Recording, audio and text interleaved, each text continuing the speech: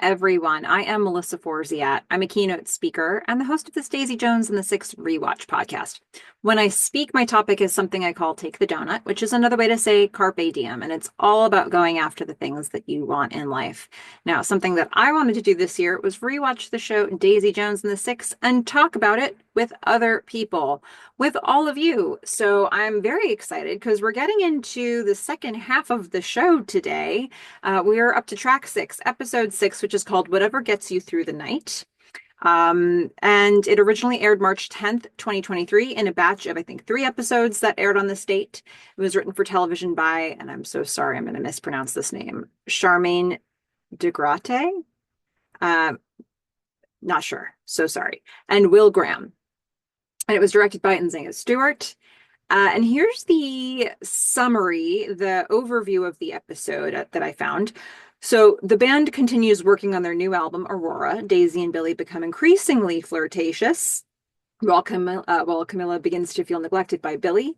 Enlisted by Teddy to write an article about the band, Rolling Stone reporter Jonah Berg asks Billy about his and Daisy's relationship, which Billy asserts is not real. When Joni relays this to Daisy, she's heartbroken and goes on a drug binge while the band is in the studio waiting for her. When Daisy returns to the studio, she's presented with a song Billy wrote about her, More Fun to Miss, and she and Billy fight over their feelings, leading to a kiss. At the Aurora photo shoot, Billy learns that Daisy informed Jonah about his rehab stint. Karen urges Graham to keep their romance a secret, fearing she'll be known merely as his girlfriend. And when Daisy writes Regret Me about him and convinces the band to record it for the album, Billy divulges Daisy's struggle with addiction to Jonah in exchange for omitting his rehab story. Camilla runs into Eddie at a bar. They leave together and she does not return home until midnight. Daisy, angered by the article, impulsively flies to Greece. Okay, so that's what we're going to be talking about today in a deeper dive than that, even though that's quite a comprehensive overview. Of course, if you're new to this series of deep dive recaps, just know that I try to stay spoiler free up until the episode that we're on when I do this coverage. So I'm going to be trying to avoid mentioning things that happen in the future. But when you comment, if you choose to comment, you are welcome to talk about the show in any capacity. But if you have something that is spoilery for 7, 8, 9, or 10, and the episode's coming up, just write spoiler at the top, and then you can write your comment to make sure everybody can enjoy this, whether they're brand new to the show or whether they know it really well. Okay, so I think general note on this before I get into the scene by scene breakdown of it all is just, in terms of tracking Daisy and Billy at the opening of the show, the really opening of the show, we set the stage, we sort of gave some backstory to what these two were like as kids, or as much younger people, and kind of how that might influence the later episodes. And then when we started getting episodes with Daisy and Billy together, we began with sort of the push between them, the conflict between them, the posturing for position between them. And in the last episode, we had this major turning point where they were working together on a song. And so that put them in a space of being collaborators. And what I love about this episode is that now we're adding the many shades of gray. These two are neither adversaries nor collaborators. They're all of it. And they embody the full spectrum of those things at any given moment. It's a very sensitive relationship that they have. The dial is constantly moving on this. And this is, I think, the fun part. It's what makes the show so electric. It's what I find so electric about the show anyway, is this kind of always, it's the best thing and the worst thing all at once, and they're always sort of on the brink of something amazing or disastrous. And again, that dial is always moving. And so this is the part that draws me into the show the most, because of that. But I think it was really important that we set up all the levels here so we could see what it looked like. Now, one of the other interesting things about this episode, okay, so this is the first one that we're going to get directed by Nzinga Stewart. And you may have wondered when I was covering episodes 1 through 5, like, why does Melissa keep saying we start with the opening credits? Of course, we start with the, it's actually not the case because when Nzinga comes along, here we have a cold open. So it really is structured quite differently because of that. And I do wonder if this was Nzinga's choice. If this is something she was directing in the edit, or was this something that was a decision that was made regarding certain episodes in this series by, by writers, by Scott Neustadter? Like, where did this decision come from that some of the episodes would get a cold open and some would not? This is something I'm very curious about. Um, I I like the choice here.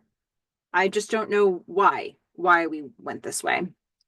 Perhaps some of you have some thoughts on that. So the cold open here, and that's basically like we're getting meat on the bone. We're getting seen before the credits instead of just opening with the credits. So okay, this cold open, we are going to get a close up as somebody presses record on a machine and then starts playing with the audio recording equipment. Camera pans up a bit. We're going to see, oh, it's Teddy. Okay, so we're in the studio with Teddy. We're kind of looking at him from the side. We're going to hear the Kill You to Try drum beat as that's starting off. The camera goes kind of up Teddy and then sort of turns and goes behind him. So now we're looking over his shoulder into the studio where the band is. So it helps establish a sense of place and who's here all at once. We're going to get Interview Daisy saying we must have written 8 or 9 songs the first couple of weeks. It's quite a lot. Remember, in the last episode, Billy and Daisy wrote one song together and it was this big event. And now 8 or 9 songs in the first couple of weeks. Remember, Teddy had tasked Daisy with seeing if she could get an album worth of songs in a week. She couldn't do it. As far as I could tell, she couldn't even get one. So this is very productive collaboration they've got going on here. They've figured out a system. It seems like the system has been evolving over time as well. We're going to see, as Interview Daisy is saying this, we see a flash of Daisy and Billy writing outdoors. He's got his guitar. She's going over the lyrics. She says, I would have an idea, and then he'd flesh it out, or he'd come up with a riff, and I'd come up with a melody line. Interview Billy says when you're making an album, any album, it's an intimate thing. And we're going to see them again. He's playing guitar sort of for her. And she is watching him and smiling, and they're looking deeply into each other's eyes. There's a lot of deep looking into each other's eyes here for Riley and Sam in this episode. We're going to see Billy continue his thought. It's an intimate thing when you create any record you create. It's an intimate thing. I mean, it has to be, right? Like let's not talk about it wasn't like a special thing with Daisy. It was just a record. This always happens. Not really. Interview Daisy says, which isn't to say we didn't fight. Real time Daisy says, not every song needs a bridge. And Billy's like rubbing his eyes, like, not the bridge conversation again. And we see them silently continuing this fight.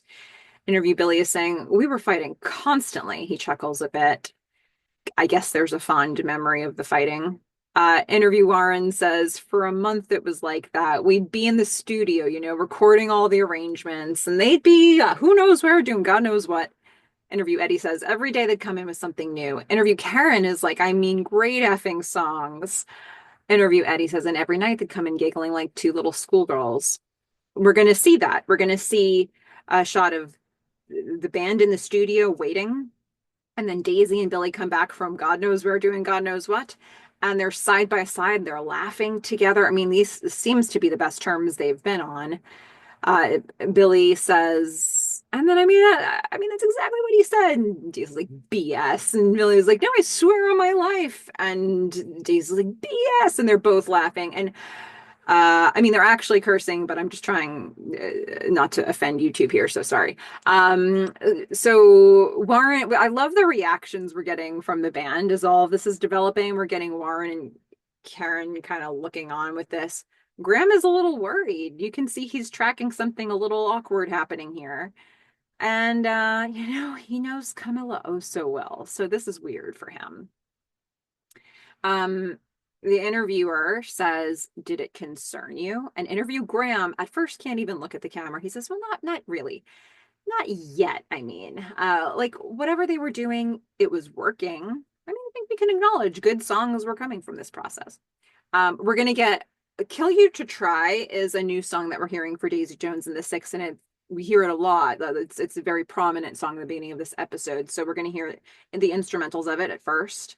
We're start in the studio. We see we're close on Warren to start with, and then we start to zoom out. I like this shot because I don't, every now and then you see something like that lines up symmetrically in this show. It's not something that I feel like happens all the time in this show. There are some directors who really are all about the symmetry of a shot. But because we don't get that all the time, I think it's always interesting when we see that mixed into the variation here. So I liked this shot because we start with Warren kind of in the center. We've got Eddie and we've got Graham on either side of him, but in front of the drums. And then as the camera pulls back, we do see Karen on this side, but there is quite a lot of balance in this shot. We then get, I think this is, I'm going to try out a technical term here, and hopefully this is the right usage. I think we get a whip pan here to Teddy and Tobias watching at the controls, which I think adds action. It almost feels like you are in the room and your head is whipping, just to see what's happening as we scan this space. Then we zoom in on Teddy and Tobias, and then we zoom in directly on Daisy, who's laying down some vocals. Could the truth ever untell those lies? She might be looking at Billy here. It seems like she might be looking at Billy. We don't know that for sure, but I think she is. Could the truth ever untell those lies? Could a promise ever be unbroken? Whew. Compelling lyrics, I've got to say. So she, I think, is looking at Billy. Billy, though, for sure, watching her. I'm going to use the word fixated, and I'm going to think of that word a lot of times here when I see Billy looking at Daisy. We get that little smile of his. Um, he's liking what he's seeing. Okay, that's what I'm saying. Um, or would it kill you to try? As Daisy continues singing, we're going to see Billy playing guitar. We're going to sort of see the camera cross to each band member. We're going to go over to the controls. We see Eddie and Warren snorting cocaine off of the soundboards or just like underneath the panel on the soundboards. Boy, would it kill you to try. Karen does a round off in the lobby while Graham gets video of it. Boy, would it kill you to try. We see the band hanging out with a bunch of groupies in the lobby of the studio. And then we are going to see Karen and Graham, they're recording. And then I think it's important that we establish, this is the way that we establish where Karen and Graham are, because we see them in the light recording. And then we cut to the closet. Remember the closet that Billy dragged Teddy into the first time he had to record with Daisy? Well, this time we're going to see the lights are off, the doors open, so there's just a little bit of light coming in from outside. And we're going to see two people making out. And who could they be? Clearly the people we just saw, that we just cut from that scene to this. It's Karen and Graham. They're making out in secret, and Tobias walks in, just to the part he doesn't even have to turn on the lights, because the thing that he needs is where the light from outside is still hitting. So he just goes to get something, and Karen and Graham immediately go to opposite sides of this very small closet. Surely they were noticed. You wouldn't be looking for something in the dark like this. um, I mean, this can't be that much of a secret, am I right? Anyway, so we're gonna get the camera inside the studio, looking back at Ted. I love this part of the scene. The camera's inside the studio, the recording part of it, and then it's looking back to where the controls are, and we see Teddy and Tobias in there with Billy and Daisy. And we're gonna hear Warren and Eddie are working on instrumentals for "Kill You to Try," and Graham's sitting next to them just watching. Daisy is hearing something she doesn't quite like. It's not jiving with what she thought the sound should be, so she gets up and she walks into the recording part of the studio, and I love Billy's. They all the guys in the control room were like, she's getting up, she's going in the. She goes into the room and she turns. She says, "It's not right. It doesn't sound good. It needs to sound. It sounds too nice. It needs to sound swampy." And he's like, "Swampy." Daisy turns back to Billy. She says, "Do you know what I mean? It needs to sound swampier." Billy gets on the intercom and he translates this. He says, he tells Warren, ride the toms instead of the hi-hat, Eddie, longer notes. And he's like, all right.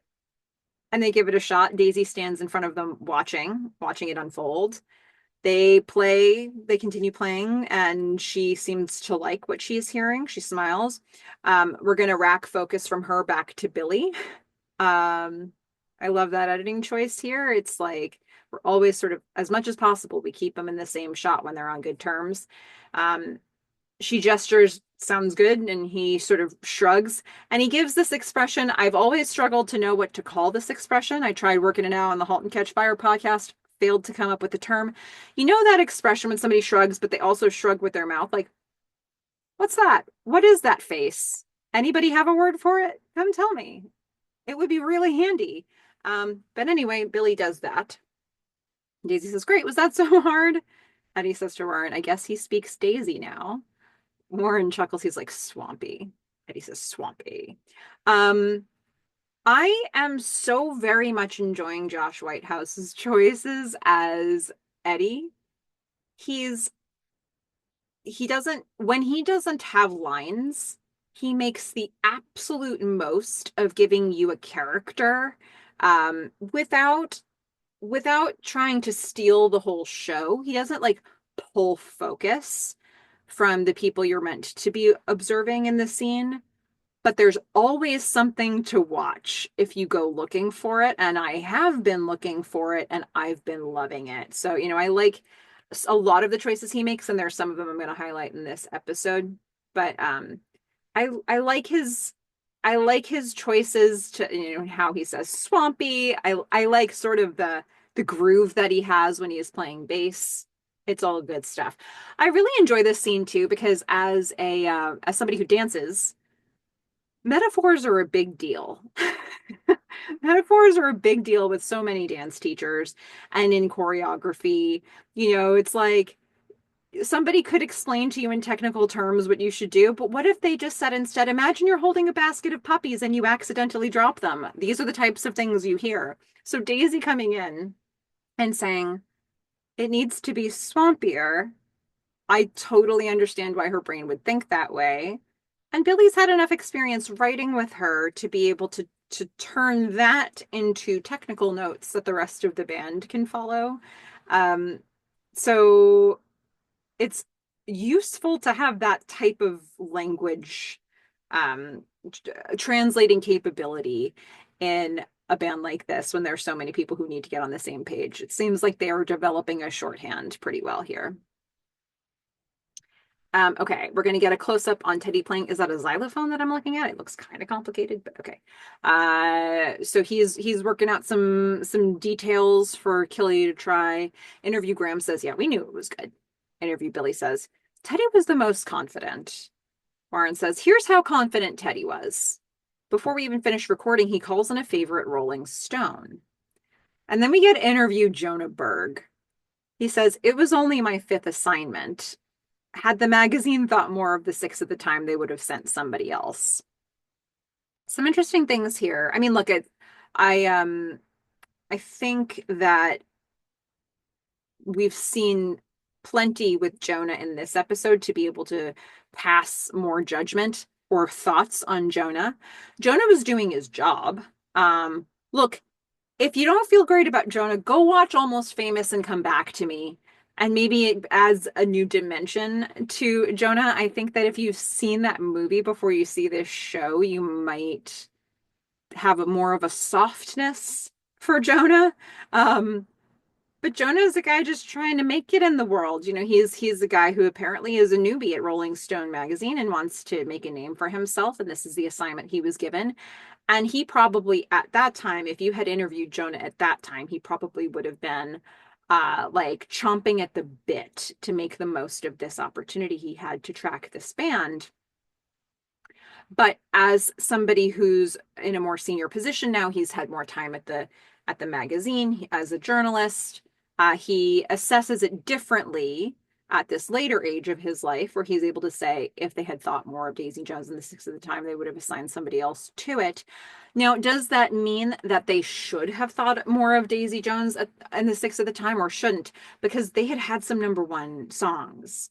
So or they had one number one song for a while, right? So they were popular. There was something there. I don't know exactly why Jonah now thinks that they weren't that big a deal. Um, Maybe in comparison to some bands that were around for a longer time, maybe Daisy Jones and the Six was seen as possibly a flash in the pan, and they didn't want to send somebody really senior to do it. I don't know. I think it's kind of an interesting comment from him. I also want to reflect back. I mentioned this in a previous episode, but the Chiron for him is journalist, author of The Rise of Daisy Jones. And given the piece we're going to see that goes out about the Six in this episode, it is amazing to me that he turned this relationship around with Daisy and got to be the person who authored The Rise of Daisy Jones. Because I don't know. I mean, I suppose he could have done that without her consent. Um, but do you write that if you've burnt the bridge completely? I don't know. I don't think he comes straight out of this episode authoring The Rise of Daisy Jones. So I do think it's interesting to think about like, how did he rebuild this after the article that's about to drop?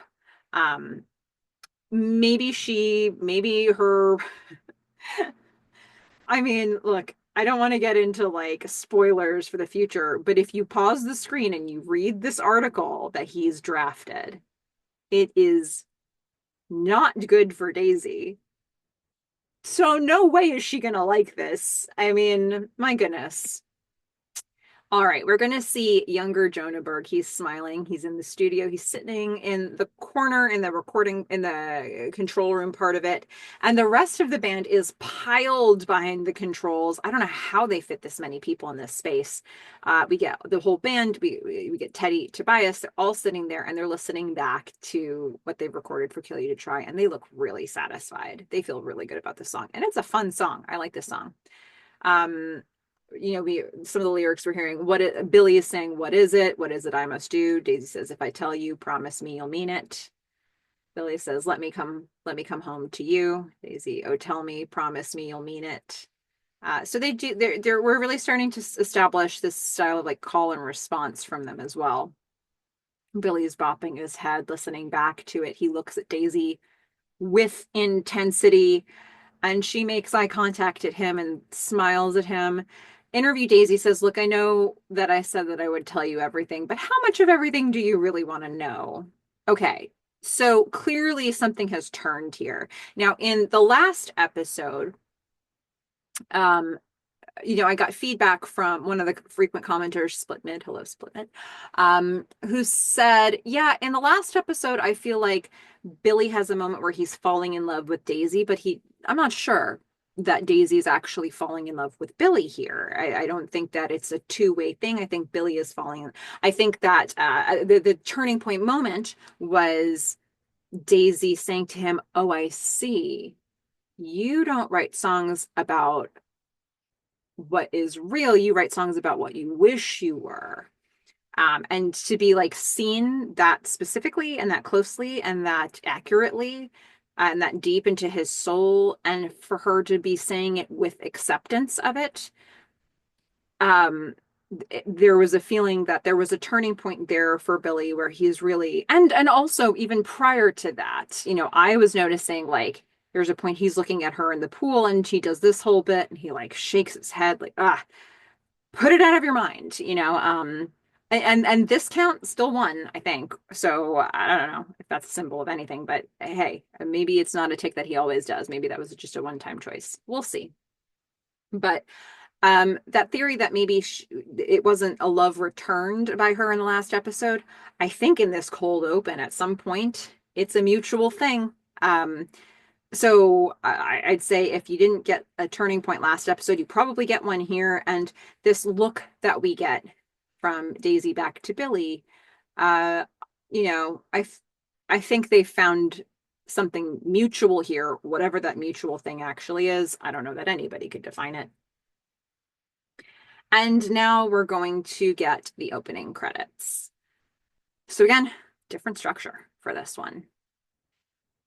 Uh, but I really like the choice. I think that Daisy ending off with this, I mean, but how much of everything do you really want to know? I think that's way more effective going into the credits than just into another scene. I like that they pulled this part out. We'll see how often they do this cold open structure. Okay, we get the interviewer saying, and what were you doing while all this was happening? And we get Camilla. She's being interviewed. She says, oh, I was busy raising a child, pretty much all by myself. We see, I love this shot. Okay, so many cool night shots, night scenes in this episode. But here's one. So we're in Camilla and Billy's house. The camera is set up behind the stairs. You can see through the stairs. Camilla walks down in this. Is it blue? Is it grayish? It's a robe. She's coming down from bed. It's late at night. Billy is not in bed. She comes down to find out where he is. She can hear his voice. She stands in a doorway looking, there's like a doorway into a room looking to the outside, and she sees on the table a legal pad with lyrics written on it and the rotary phone. The cord is stretched outside the house. Billy is standing literally in their terraced yard on a private phone call with Daisy. He's trying not to be heard, trying not to wake up Camilla, trying not to be heard, wants a private conversation with his other person. I don't know. Billy is lit by the moonlight. Camilla has a little bit of light on her from the house and then is also kind of in darkness. She picks up the so we hear Billy. So Billy and Daisy are clearly hashing it out over a song that's been written. He's saying, no, I don't agree. I mean, every time you do that, every single time it doesn't work. No, no, no, no. I think no, I think verse one, then chorus one, then back to verse. No, before the bridge, we go back to the chorus. Or no, like we go back to the chorus. If that doesn't make sense, it's like how there's a two-way conversation here. They're clearly having an a soft argument. We've seen big arguments in this episode. This is a softer, possibly more flirtatious argument that's happening here. They're having again, middle of the night. It's like songwriting booty call. That's what I'm going to call it. Um, so Camilla looks down at this legal pad and she's looking at the lyrics on this sheet of paper, and it's the song is called Please. It's written in Billy's handwriting. It says, please, I'm down on my knees. I have a family. Please, it's an awful disease and it's getting me. And then there are a bunch of thoughts that are not the final wording of the song, but they're still thought ideas. So he's got phrases like merge with, a single bite, in the terrible trees, which I have no idea what that means. If you do, tell me. Would love to know. So he's still very much working it out. The beginning of it sounds like what the final lyrics ended up being. These other fragments end up in this song, but they're currently working out how this song is supposed to go. Camilla looks at Billy worried. I mean, look, those lyrics are something. What she can read there, I'm down on my knees, I have a family. Please, it's an awful disease and it's getting me. I mean, that's a lot, right? And Camilla sees it written in his handwriting. Um, and he's hearing this argument that Billy is having, but he's also now smiling in his argument with Daisy. He's chuckling. He's like, "What? Come on, come on. Honestly." So now, it's banter, and he's doing it in secret. And Camilla puts down the song. Um, I love this scene for all of the reasons. I love the way it's lit. It's so atmospheric. It's so like secret Billy. It's so Camilla getting a window into what Billy's relationship with Daisy looks like. It's Camilla getting a window into what's actually happening in Billy's head. The very things that she told him he can't deal, she doesn't want exposure to that anymore. She told him he can't be like that once that baby was born. Remember that scene way back when? Well, this is him pouring his heart out onto a pad and talking it through with Daisy instead, because Daisy was okay with hearing about this stuff with Billy, and they're working through the songs. Um, yeah, just everything about this. And we don't even get to see Daisy in this scene, and her presence is so all over it. Oh, I love it. We're now going to see a close up on Daisy's guitar as she is playing it. We're going to pan up on her. She's humming. Jonah's in the studio. Billy enters. He walks straight up to her. He shows her something he's working on. He hands her a piece of paper. He says, this line doesn't work, does it?" Daisy takes it. She says, "Well, if you're asking me, then you know it doesn't." Jonah chuckles and they look at him. "Oh, yeah, Jonah's here."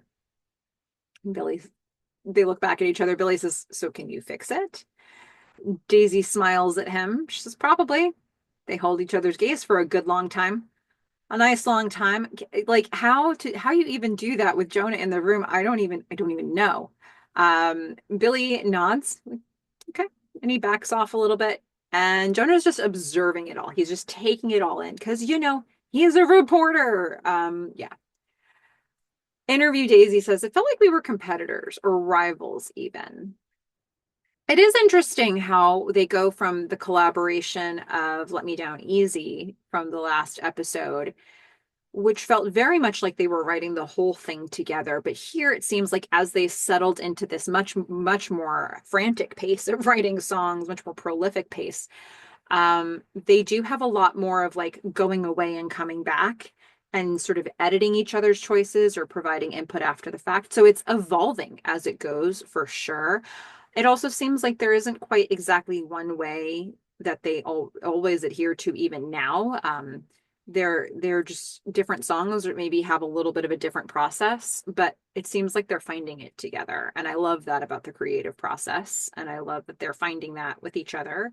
It's the kind of thing that you could never really explain to somebody else. Like if you've ever tried to have a conversation in another language or have a conversation with two people who have a different mother tongue and you find yourselves sort of trying to speak the other language and then when the language gets all messed up in your head and the other person offers a word and you're sometimes slipping back and forth between different languages very fluidly and you could never go back and chart like here's how and why we switched, but you just know to be cooperative like that. And I think it's kind of interesting that they're doing that here. I still see it as cooperative, but Daisy's calling it rivalry, or competition.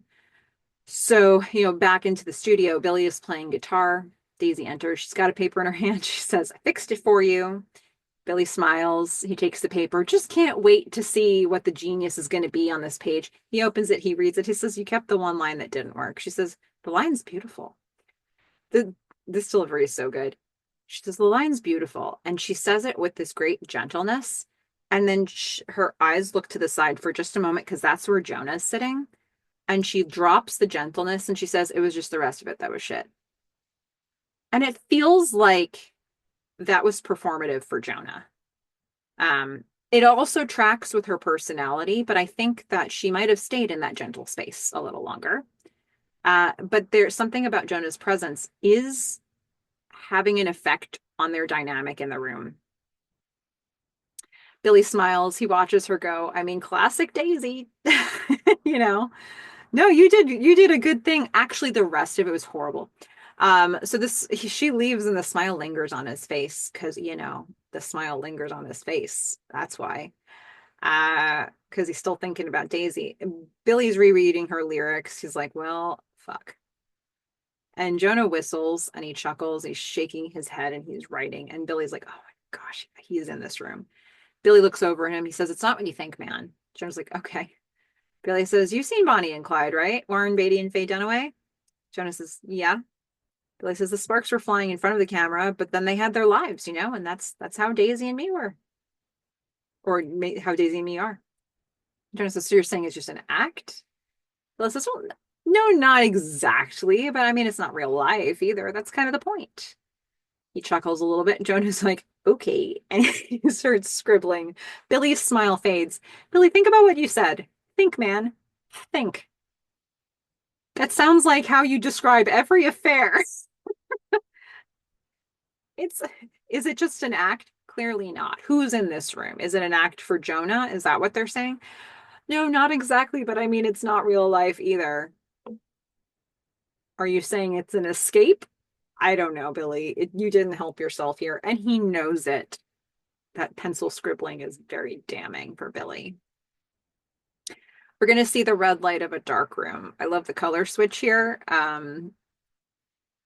And it's a color that feels like it should wash over some of these Billy and Daisy scenes, but we're going to see it with Camilla. And she's in a dark room with a character named Oscar, they're both photographers. He's taken, a photo out of solution. I don't know the terms for this. Solution. Camilla comes over. She greets him. She's working next to him. She hangs up her photo. She has two photos up of Daisy and Daisy only. I mean, talk about people in this family being obsessed with Daisy, Um, Oscar. So here's another thing that I love. If you remember, we have seen Camilla have a conversation in Spanish with her mom on a couple of occasions, very briefly when Billy came back from rehab, just for her mom to confirm that it was, that Camilla was okay. But a longer conversation with Camilla and her mom before, basically when she was saying, Billy wants to move to Los Angeles and I'd like to go too. And I was reflecting a lot in that conversation about how interesting the use of Spanish was and how interesting it was when Camilla switched into English. Now, here, I want to remark on the use of Spanish again, because Oscar says in Spanish, beautiful. She says in Spanish, she is. Daisy. Oscar says in Spanish, I meant the photograph. She says, he says in Spanish, you took this one? She says, mm-hmm. He says in Spanish, the way the light frames the side of her face and how the room feels just a touch out of balance. He's giving her all this technical stuff. It's very complimentary of her work product. Camilla's trying to get she's trying to get out a thought about the composition of it in Spanish. And the words, she's stumbling over the words. She can't find the language that she used to talk in fluently with her mom. She's reached a Spanish limit. So she says, in English, she says, oh my God, my Spanish isn't what it used to be. And now we switch to English for the rest of this conversation. Oscar says, no, I'm just saying I'm impressed. She says, thank you. He says, yeah. She points to his photo. She likes it. He thanks her. She's going to keep working. Oscar's looking at her. He says, do you want to see a movie sometime? She then puts up her next photo, which is of Billy and Daisy. And my goodness. So she says, that's my husband in the photo. He says, okay. And who is she? This person you have 3 photos up of. Camilla says, she's somebody in his band. Oscar says, if you say so. I mean, this was looking like borderline stalker behavior from Camilla. Like, just keep putting up photos of this woman. And Camilla, takes another look at this photo she just put up through that lens. And the picture is Daisy and Billy. They're both smiling, and Daisy's looking at him fondly. And look, Camilla just put up 3 photos of this woman. Oscar thinks something's up there, but he doesn't pass judgment on it more than what we might be saying. Like, we can be the Rorschach test. Oscar doesn't have to say any more than that for us to make our own opinions on it. I really like the fact, I guess, reading into the whole usage of Spanish here. Here's somebody who's speaking Spanish with her, and maybe back before she left Pittsburgh, she would have been able to have an entire conversation in Spanish.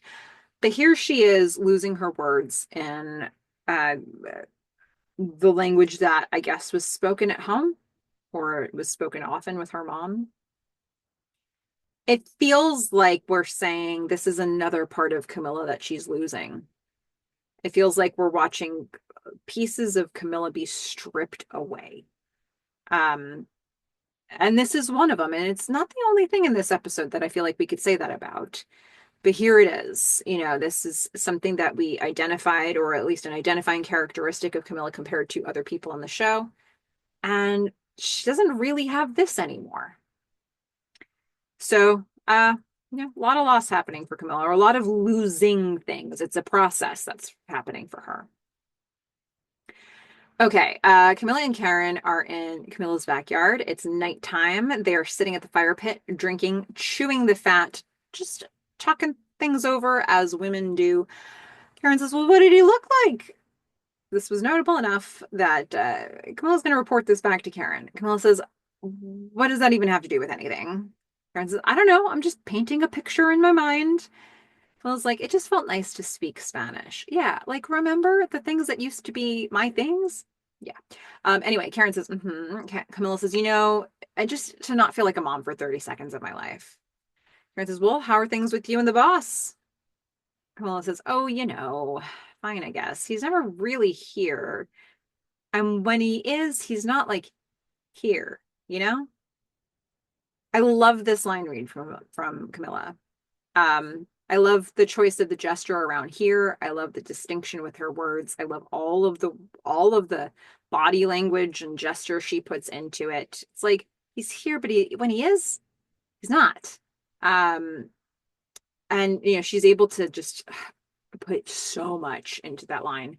Karen says, "Well, the songs are really good." Camilla gets a little more heat behind her. She leans in. She says, "But that's another effing thing. I haven't even heard the songs yet. When you guys were making the first album, I felt like I was part of it somehow. Maybe I just need something of my own?" She plays with her hair a little bit. The kind of thing you might do to be like coquettish, to be flirty.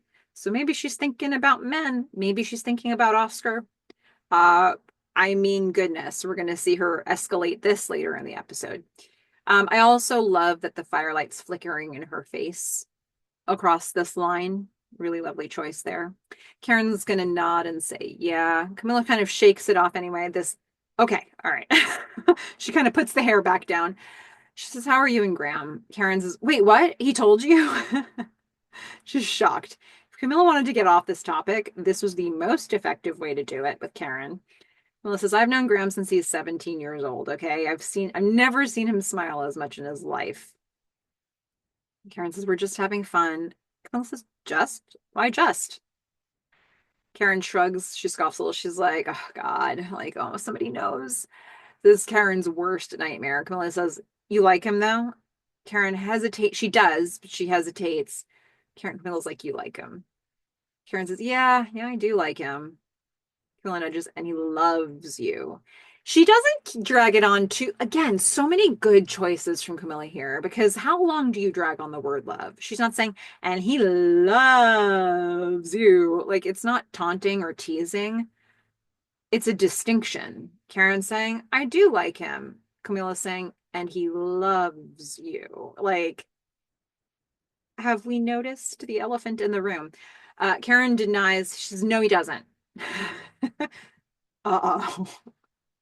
Um, Camilla's like, "Karen." Karen says, "Please don't tell anybody." Camilla says, "I would never." And Karen gets very serious because now, it's not just two people that know about this.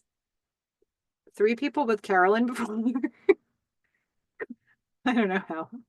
I don't know how it all ended with Carolyn earlier, if she just drove off or she actually saw something.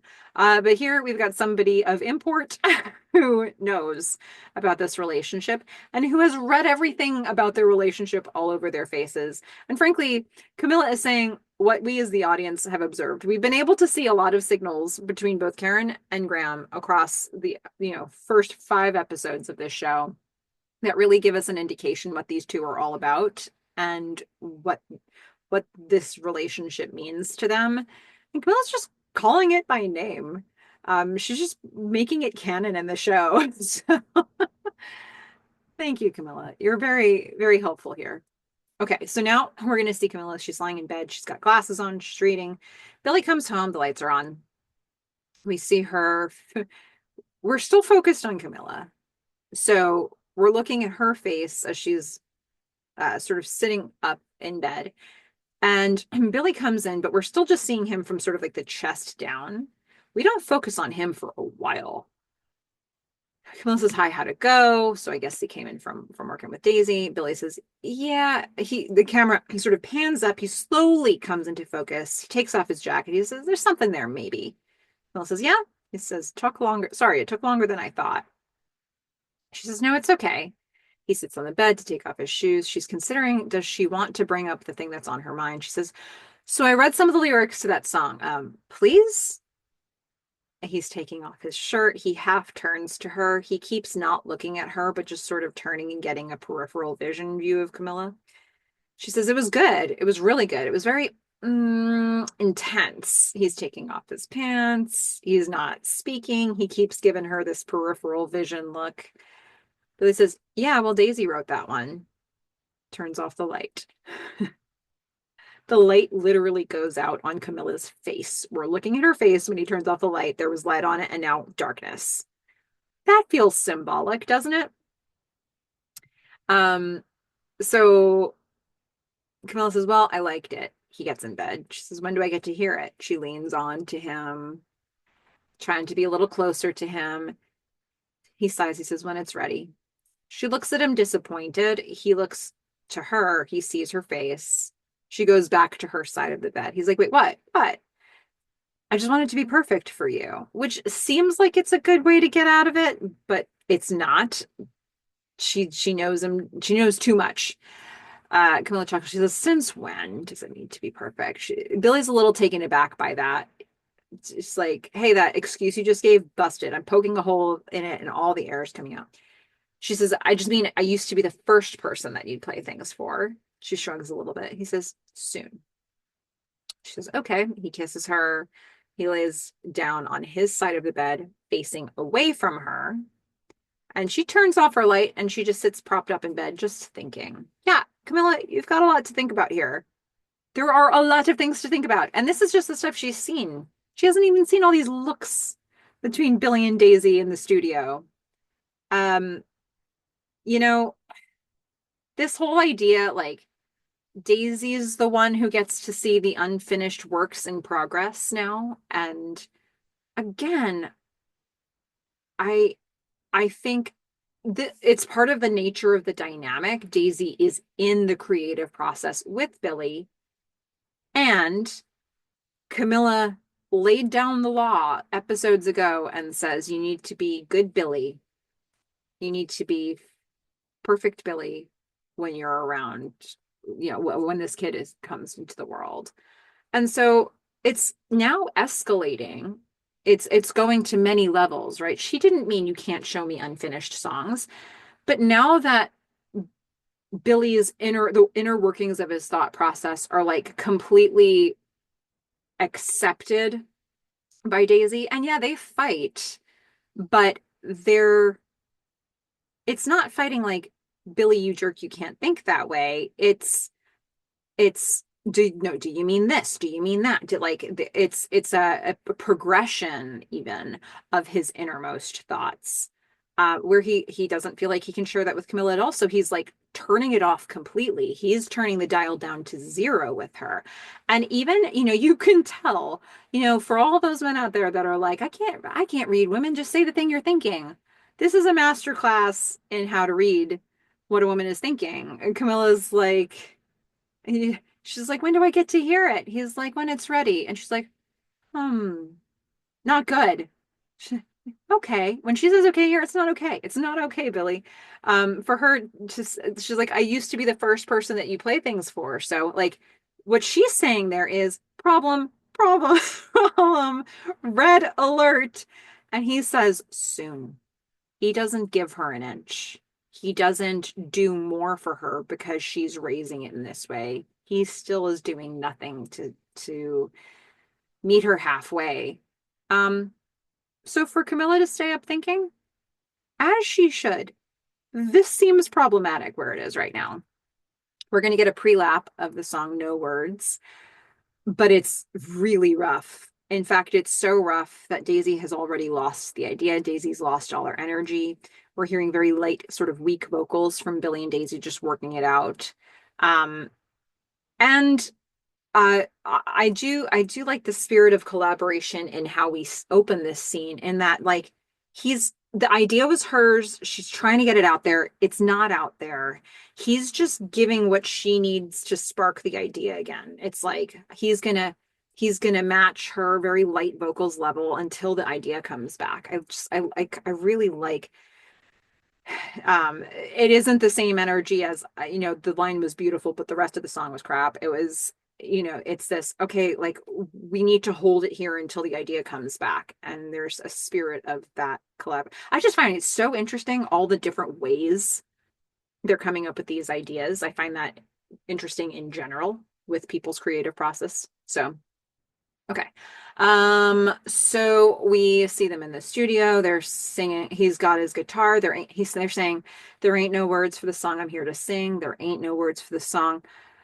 Interview Jonah is going to say, even now, when you listen to that album, every song is like a coded message from Billy to Daisy, Daisy to Billy. Interview Eddie is laughing and he says, I'm sorry, did he say coded? So good. Definitely not coded. Um, in the studio, Daisy, they're trying to work on no words, but it's not coming. Daisy stops them. She's just frustrated with herself. It's not there. She says, this is wrong. It was different in my head. She stands, she's tired. She looks just drained. She says, I've got to go. He says, where are you going? She just says, I'm hitting a low. So she's about to go out and take some substance that's going to elevate her energy. She says, I'm hitting a low. He says, you don't need to leave. She looks at him. She cocks her head. He looks back, holds her gaze like, take drugs in front of me. She grabs her drug. She sniffs cocaine, I'm assuming. He watches. He gulps. He has this totally unbroken stare. She sits back next to him. So, we've established that, where in the previous episode, she has a drink. She said, I know your wife told me you don't drink. Is it okay that I drink this? But here we're at this point where he's not only okay, he's permitting her and inviting her to consume drugs in front of him. Because he likes to watch. He likes to watch specifically her, maybe. Because most of the time when other people are drinking or doing drugs, he's not in the room for it. That seems to be something he kind of avoids as much as possible. But Daisy, and there's a word he uses later, temptation. Which thing is more tempting? Daisy, by the way, beautiful outfit here. She's got this green, I think it's like what, a crushed velvet top. It's this crop top, always low cut with her, but these really long sleeves. Amazing sleeves. You can't eat a thing in those sleeves, but maybe that's not a problem for her. I don't know. Um, Daisy very tiredly admits, I thought I had it in the car, And Billy says, then let's get in the car. She smiles a little bit. He's like, I'm working with you here. Let's do this. Let's find it.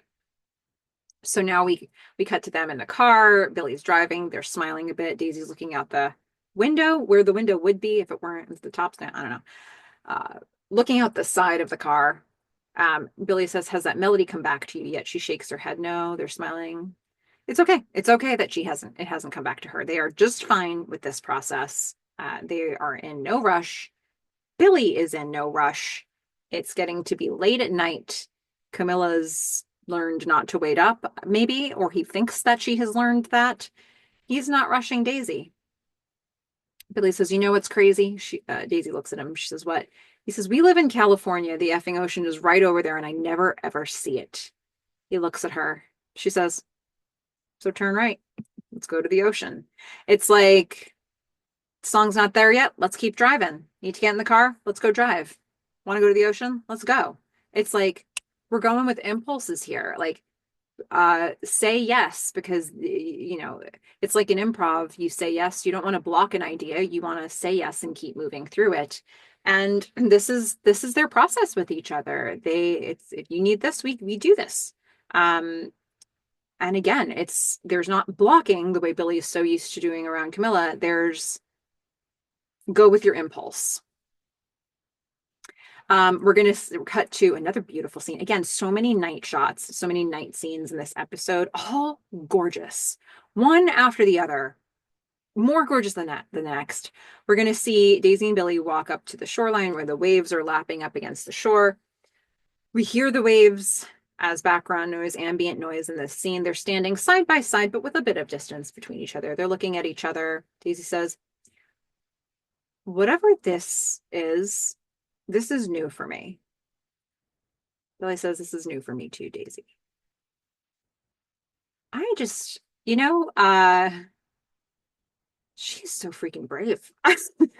I mean, look, like, she knows that he has a wife. It's not good, but like to be able to articulate these things, I just, it's not easy to say these words.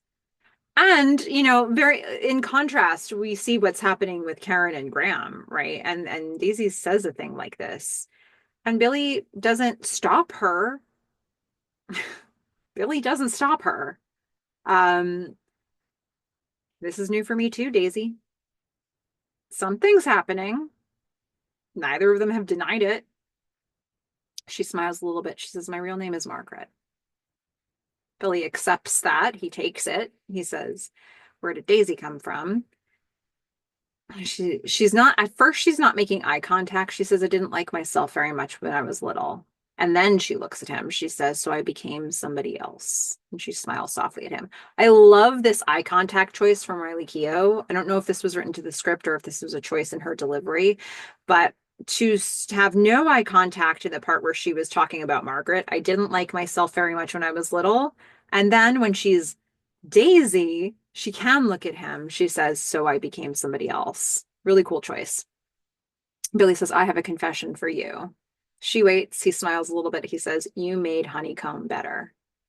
He's still the only person on the planet who's calling it honeycomb. He's going to die on that hill. But he'll give her a bit of a concession before he does. She beams. She says, "I know."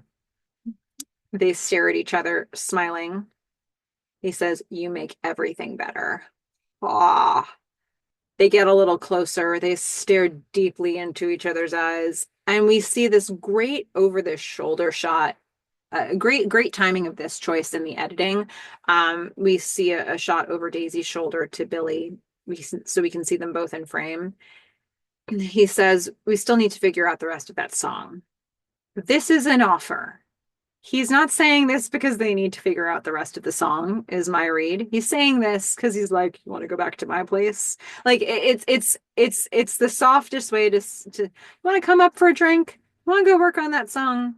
Um, that's how I think he's saying this. And the choice of having them, because when we first saw them on the beach, we saw them side by side with some distance between them. But now this choice, they haven't moved much closer to each other. But with this choice to now look over Daisy's shoulder to Billy, it puts them in the same shot. And it's amazing with camera choices like this that it can instantly make you feel like they're right next to each other. Like it feels like it closes the all of the gap between them, even though the gap is probably still very much there. But it's a trick with the camera. It's an optical illusion for us. Great choice. Uh, what a conversation. I mean, this, these people, I feel like this is a choose your own adventure moment. Who out there knows those books? Remember those books from when I was little? I don't know. 80s, early 90s, I don't know. Choose your own adventure. You'd have this like adventure story, and then you get to the end of a chapter and say, "Do you do this or this? If you do this, go to page whatever. If you do this, go to page whatever." And then you'd read the next step of it. And so you could be a very active participant in creating the story that you were reading. I feel like this is a choose your own adventure moment. These two people have had a conversation where I feel like they're saying, "I want to hook up with you," or "I feel something for you," or "I love you," or "I feel passion for you." I don't know what they feel. They feel something. And for him to say, like, "We still need to figure out the rest of the song," they're going to go to another location and something could happen here. And there's the version of this story where something does happen here, and there's the version where it does not. And I think there's like a fork in the road, split path moment here that I can see so clearly in my head. Because Daisy, with exception, says, I'm not tired. We can work on that song all night if they have to. Yep. Okay. We get back into the car. There's silence. It's night. There's light on their faces. She's looking out the side of the car where a window would be. She's thinking. He's thinking. They walk up to her hotel room. She goes in. He gets to the door and he stops. He looks in, gives a little bit of a smile. She turns back because he doesn't seem to be following her in. Billy says, I should probably. Daisy shifts a bit. The mood has changed. She's watching him. He says, I should probably see you tomorrow. He steps back. Daisy leans back against the door. The interviewer says to her, what changed his mind? Interview Daisy says, what did he tell you? Interview Billy says, I looked in that room. We're going to get a close up on the beverage cart with all the bottles of booze on it. She says, I looked in that room and all I saw was temptation. We pan from the bottles on the cart to Daisy. All I saw was temptation. Interview Daisy says, yeah, well, it wasn't the drugs. Billy's just walked away. In real time, Daisy shuts the door. So this is how this night went. In another choose your own adventure scenario, this might have gone very differently if in theory, because the camera shows us the bottles of alcohol first. If those hadn't been there, would it have changed things for him? I don't know. Had he already resolved on the car ride not to just drop her off and not to do anything? I don't know. But those people at the beach, my goodness, the energy. And I like that there was like the energy of nature, like the lapping of the waves matching the energy between them in that moment. And, he says he doesn't dig all that nature shit, in the last episode when he was commenting about hero lyrics, but here he is wanting a night at the beach with Daisy. I'm just saying. Okay, anyway, so we're gonna get a pre-lap of a song called Come On, Come Over from Jaco Pastorius. Um, we're hearing Come On, Come Over as fast as you can. You're afraid that you won't like it, but you don't understand. One thing, my brother, I can tell you true. The more time you spend feeling happy, the less time you'll be blue. Is it where Daisy's at right now? Is it a message to Billy about what he wants or what he shouldn't or should do? I don't know, but the lyrics are interesting, aren't they? So we're hearing this song. The door closes after Billy's left. The door with the camera stays on it. We're going to blend the edit on this door. Daisy comes back out of the door. She's walking out with a cigarette and she's going to see Jonah Berg sitting at a table poolside and writing. And she's like, oh, that guy. She didn't even realize he's staying there. Daisy's like, hey, Rolling Stone. He looks up. He's like, Jonah. She doesn't even know his name. It's the energy she brought to Eddie, calling Eddie that guy. When they had written a hit song together, well, he performed on a hit song. He was in a band that she had had her first experience on stage with. There aren't a lot of names to remember here. um, Jonah was the only new guy in the room, and she still didn't know his name. She was just calling him Rolling Stone. She says, I didn't know you were staying here. She's sitting near him. Jonah says, yeah, remember I told you earlier. She says, yeah, I wasn't listening. She's so insulting and it's so funny, but it would be so not attractive in person. Okay, Daisy sighs. She clears her throat. She sees him watching her. She's like, what? In fact, I love this choice, this moment. He's looking at her and she thinks like, surely he's not looking at me. She actually looks back to see if he's looking at somebody else, realizes, no, he's looking at me. And then she says, what? Jonah says, I could have sworn you two were together just from the songs. Daisy's like, how do you know we're not? She's going to have that plastic smile like her mom's on her face from this whole conversation. She said, how do you know we're not? Jonah chuckles. He's like, not according to Billy. Ooh, he's stirring things. He's trying to cause drama here. Or he wants to uncover the drama that already exists. He's stirring things up, that Jonah, like Karen did with Carolyn. Anyway, Daisy says, and what did he say? Jonah says, he said it's acting, make believe. He doesn't actually have feelings for you, but he doesn't mind if people think he does. He says it's all about the music. Daisy is sitting straight up with that smile not leaving her face. She chuckles, she clears her throat. She says, do you have any Coke? She leans in with a smile. So here's the thing. We cut the scene here, and it looks like this was a way to get off topic. Like, do you have any Coke? Feels like, okay, maybe she's deflecting. But actually, this is probably when she gives Jonah all the scoop about Billy that he doesn't want, right? So Jonah has stirred things up enough that he's about to get a whole bunch of gossip content, um, or inflammatory content, I guess. Okay, so we're going to see interview Billy. He says the next day we were supposed to record vocals for Aurora. We see the band all waiting for her. We waited for hours. Teddy comes in. He says, did you try her room? Billy says, yeah, a couple times. I'm worried something's happened. Teddy says, she's probably just off somewhere. Billy says, no, this is her record as much as it's mine. Something's not right. He goes to the door. He says, I've got to go. Teddy says, I'll go with you. Billy says, no, it's worse if the principal comes. Teddy says, no, well, take Warren. Billy says firmly, I can handle it. He leaves. Teddy sighs. Now, on the one hand, in one read of this scene, Billy's just being the guy who doesn't want, he doesn't want to make it worse by bringing the principal, by bringing other people into it. He's a man, he can take care of it. On the other hand, surely he's putting two and two together. Hey, remember what happened last night? Maybe this has a thing to do with why she's acting out right now. And maybe he doesn't want Teddy leaning in on that one. So, okay. We are going to get what's Daisy up to? Well, we're going to get a close up on poolside, broken glass, beer cans, wine glasses, all just sort of splayed out poolside. The camera pans up from that. We're sort of just over the ground, looking out at the pool. We hear voices of lots of people in there having a party. We pan up to see Daisy. She is sort of dangling over the edge of the diving board. And I really enjoy the blocking and the body language here. She's high, drunk, all of the things. She's hanging over the edge of the diving board with her legs dangling over it.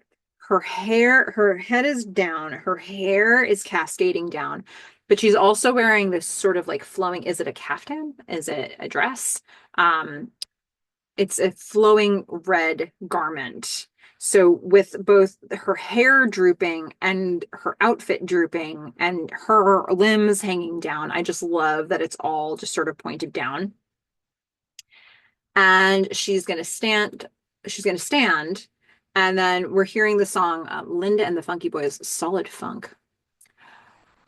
Okay, the crowd's chanting, jump, jump, jump. She's standing up on the board. She's thinking about it, and she smiles, and she just tosses herself into the pool.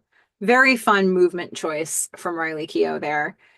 We see that great camera shot, this overhead shot of Daisy in the pool. She's sort of floating, swimming on her back.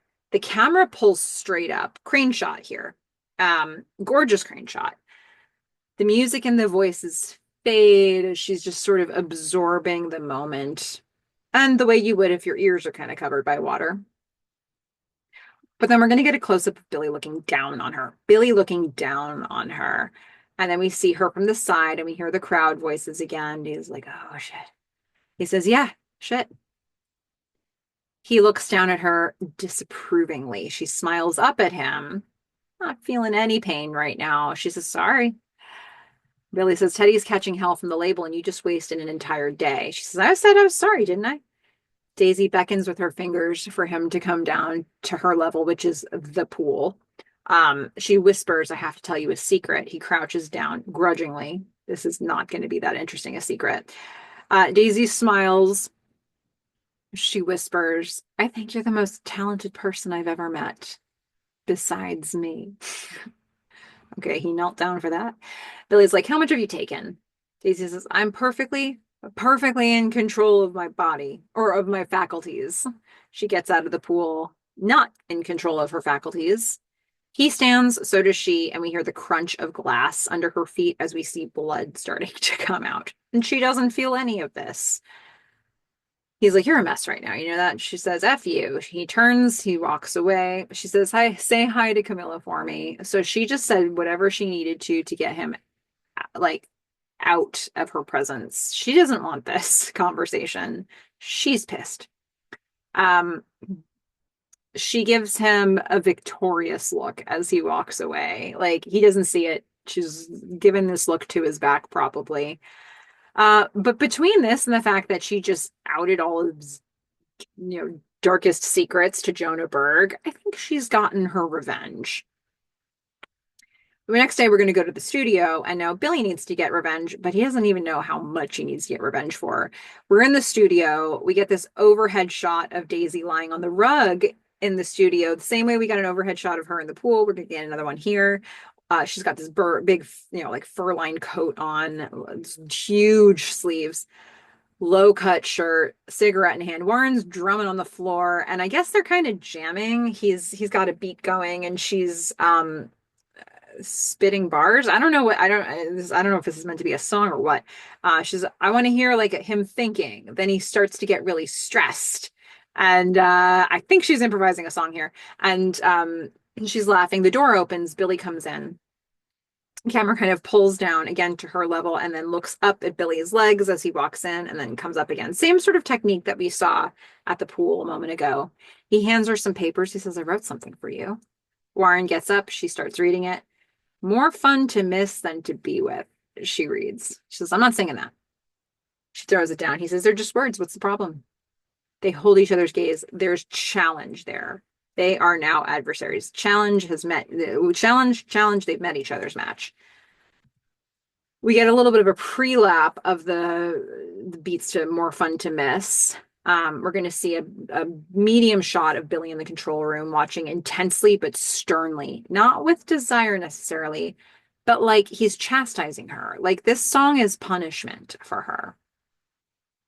The camera pulls back a bit. We're going to see Warren, Eddie, Graham, Teddy, Tobias, Karen. They're all there watching. It keeps pulling back so we can see everybody. And we're hearing her, I do wonder what shooting this scene was like because it's so many fragments of her trying to get this song out, getting more frustrated, singing very weakly, not being into it. She doesn't even want to get behind the words she's singing. I still need a drink for all the glasses in the sink from chasing a shot that rang through hell. He says, stop. She says, what's the problem? He says, let's go from the top. He doesn't give her anything that's wrong with it specifically. He's just not feeling it, right? She says, stop. I'm not feeling it. Just let it out, Daisy.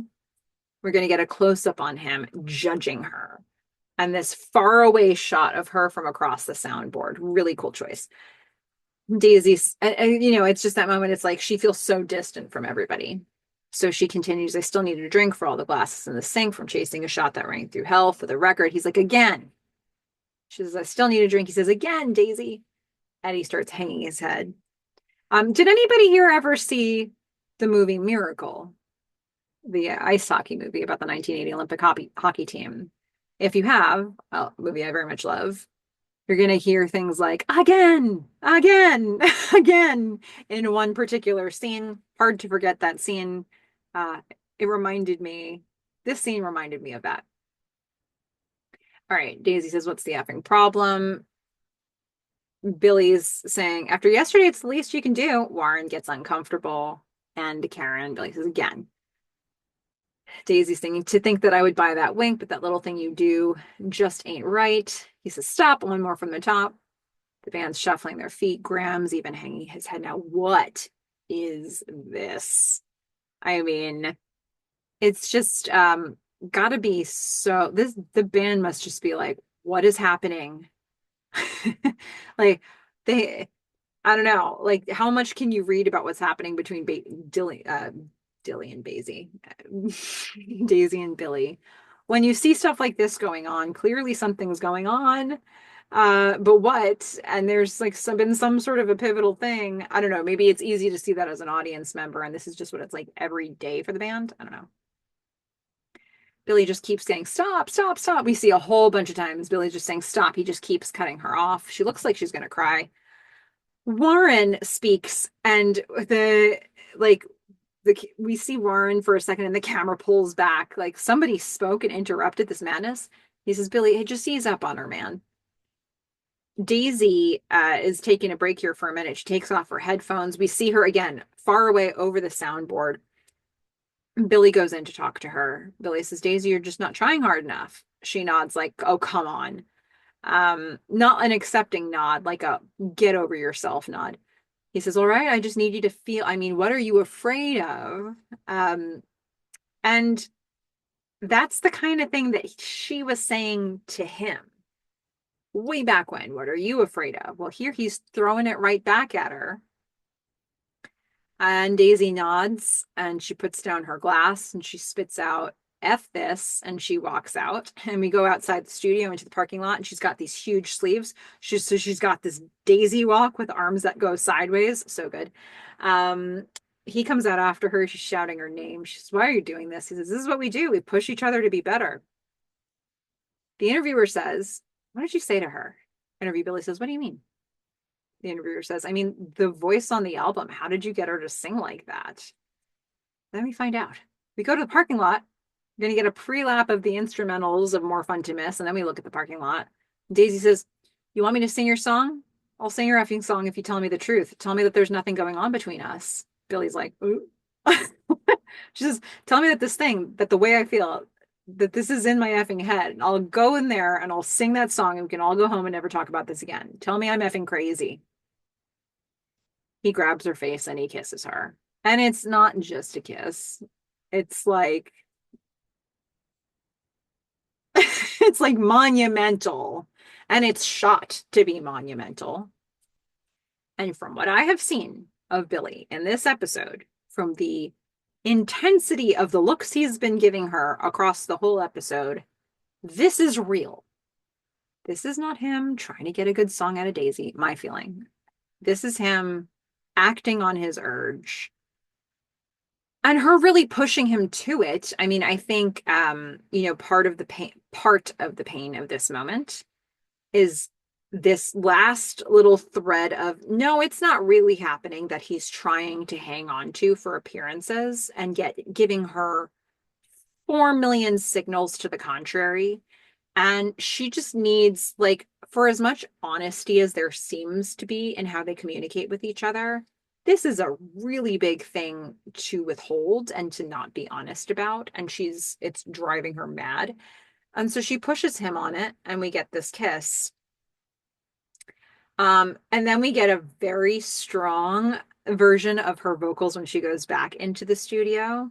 I still need a drink for all the glasses in the sink from chasing a shot that rang through hell. For the record, I'm fine with what's left of what's mine. Almost took you by mistake for someone else. I'm going to talk about the direction here and then go back to the lyrics. So for that whole beginning, because we're hearing very strong vocals now, and the interviewer has clued us in, we are going to get a compelling, excellent version of this song on the album. So how did we get there? We're hearing it. We're hearing what the interviewer heard. We start on this mid shot of Daisy singing in the studio, but this time we turn around and we see Billy standing, what, 6 feet away from her, 10 feet away from her, just standing there with this really intense look, but a different intense look than he had before they left the room to have their fight/kiss. That look felt to me like he wanted to punish her. And this look feels like seduction. Maybe not quite that. Desire doesn't feel quite like that, because there are other things that I see from him that look more like desire. That's something in between seduction and desire. Like maybe it's a satisfaction, like I just kissed you, sort of like a smirk. I don't know. What do you see in that smirk? Um, so he's right in front of her and she's singing it right at him and she's belting it out at him. So we get to the part I almost took you for mistake by mistake for someone else. The camera starts pushing in on her really close up on her face. You're just a wild guess in a see-through dress. I don't want to hear you squealing up my drive. It took guts to think that I would buy that wink, but that little thing you do, it just ain't right. We get the little seductive smile from Billy. Interview Daisy shakes her head, arms folded like I can't believe he got me to that. Like I don't know if Interview Daisy is seeing it almost like a manipulation or if she sees it as cross. I don't think she sees it as crossing a line, to be honest. We go back to this kiss in the parking lot. We're getting more of these really strong instrumentals for More Fun to Miss.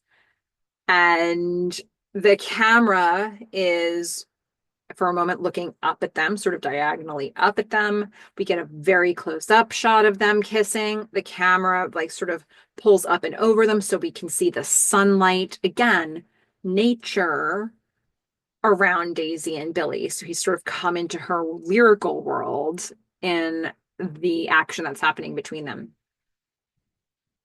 Billy comes home late that night and Camilla's asleep in bed in the moonlight. So Daisy was in the sunlight and Camilla's in the moonlight. He walks up to the bed. He looks down at her. He bites his lip a little, sits on the bed, and he's just thinking, looking at her. Um, this is not this is not the contemplation of a man who didn't feel a thing for Daisy. He was just trying to get a good song out of her. He's working out some stuff in his head right now. Billy's car pulls up to the photo shoot. Again, nature shots in this episode abound. Camilla and Julia are also in the car, and the song Aurora is on, being sort of broadcast out to this environment that they're in. It's playing for ambience. It's a really scenic spot, a lot of rock features. Um, and we're hearing Aurora. We're hearing You Found Me in Flames. It's Daylight of Change. All that stuff is done. You're My Morning Sun. Aurora, You're the One. We hear a bunch of different songs that are going to be played lightly in the background during this photo shoot. So we're really kind of getting a first look at a bunch of the songs that they've been writing together, but you don't really hear them well enough to distinguish them. We will get concert sequences later when we hear these songs. It is not, I mean, is it a spoiler to say that? I mean, look, they're going to go on tour. Like, I think we've set up for that. So we're going to hear these songs more clearly, except for the second one that plays. But Aurora we will hear. Okay, so we're going to get as Billy pulls up in his car with his wife and daughter in the car, we're going to see this over-the-shoulder shot of Daisy looking up from on high down at the car. And she sees the whole family get out of the car. And she's feeling pretty hurt, pretty angry, pretty uncomfortable. Graham's going to come up. He's going to greet Camilla and Julia, and he's gonna take Julia so he can hang out with her. And Larry, the photographer, is going to come up to Billy. He says, "Billy Dunn." Billy says hi. He says, "Larry Scardino." They shake hands. Billy says, "It's nice to meet you. This is my wife, Camilla." Camilla says, "Hi, I'm a really big fan of your work." Larry says, "So this is who all these songs are about?" Camilla says, "Oh, now she has not heard these songs before. So she probably thinks they are based on what he's saying, they could be about her. Uh, so I think maybe she's holding out hope, even though she's seen the lyrics to Please, and surely it can't be about her. Um, or it can't be about her in a good way. But maybe this guy Larry has heard some lyrics that sound loving and generous." I don't know. There's a shred of hope when Larry says that. Billy laughs a bit, but nope, these songs are not about Camilla. Larry says, "It all makes sense now." His eyebrows raised kind of quickly, like maybe like awkward. Um, Billy says, "Yeah." He's just looking at the vista in front of him and all of the elaborate setup, all the chairs they brought out for this thing. He says, "What happened to Simple? Just like Magic Hour, the band on the mountaintop thing?" Larry says Daisy wanted something a little grander. Billy says, "Well, she and I are going to have to talk about this. Excuse me." Camilla chases after Billy. She's like, "Hey, is this the song Aurora?" And he says, "Yeah, yeah, it is." She says, "That's the song that's playing?" He says, "Yeah, check it out. Let me know what you think." He walks away to go talk to Daisy. Larry passes Camilla really quickly. He says, "Make yourself at home, Camilla." No way to make somebody feel like a guest more than saying, make yourself feel at home. Um, that's what you say to a guest. And Camilla says, "Oh, thank you." It's awkward. Also, you know, I was reflecting earlier on, Camilla's kind of lost her connection to the Spanish language.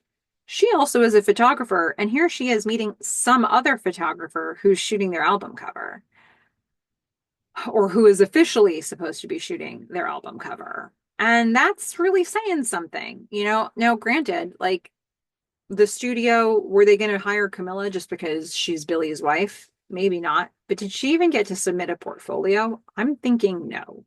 And I'm thinking that Billy didn't advocate for her to do this photo shoot. I'm thinking maybe he just invited her at the last minute, because of all the stuff that's been happening with Daisy.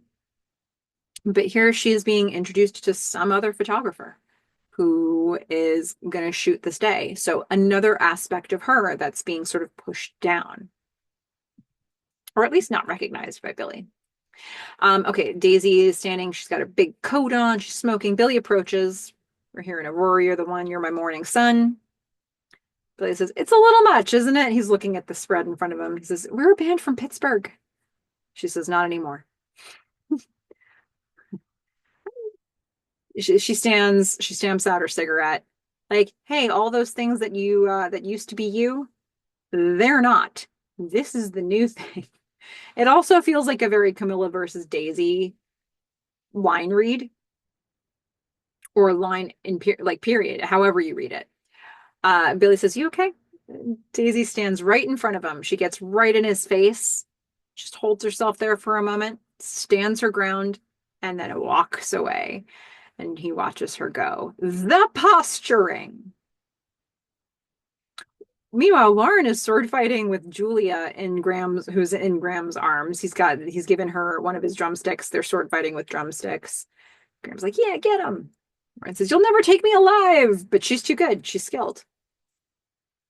Graham laughs. Camilla approaches. She wants her baby back. Graham's going to give her Julia back to her.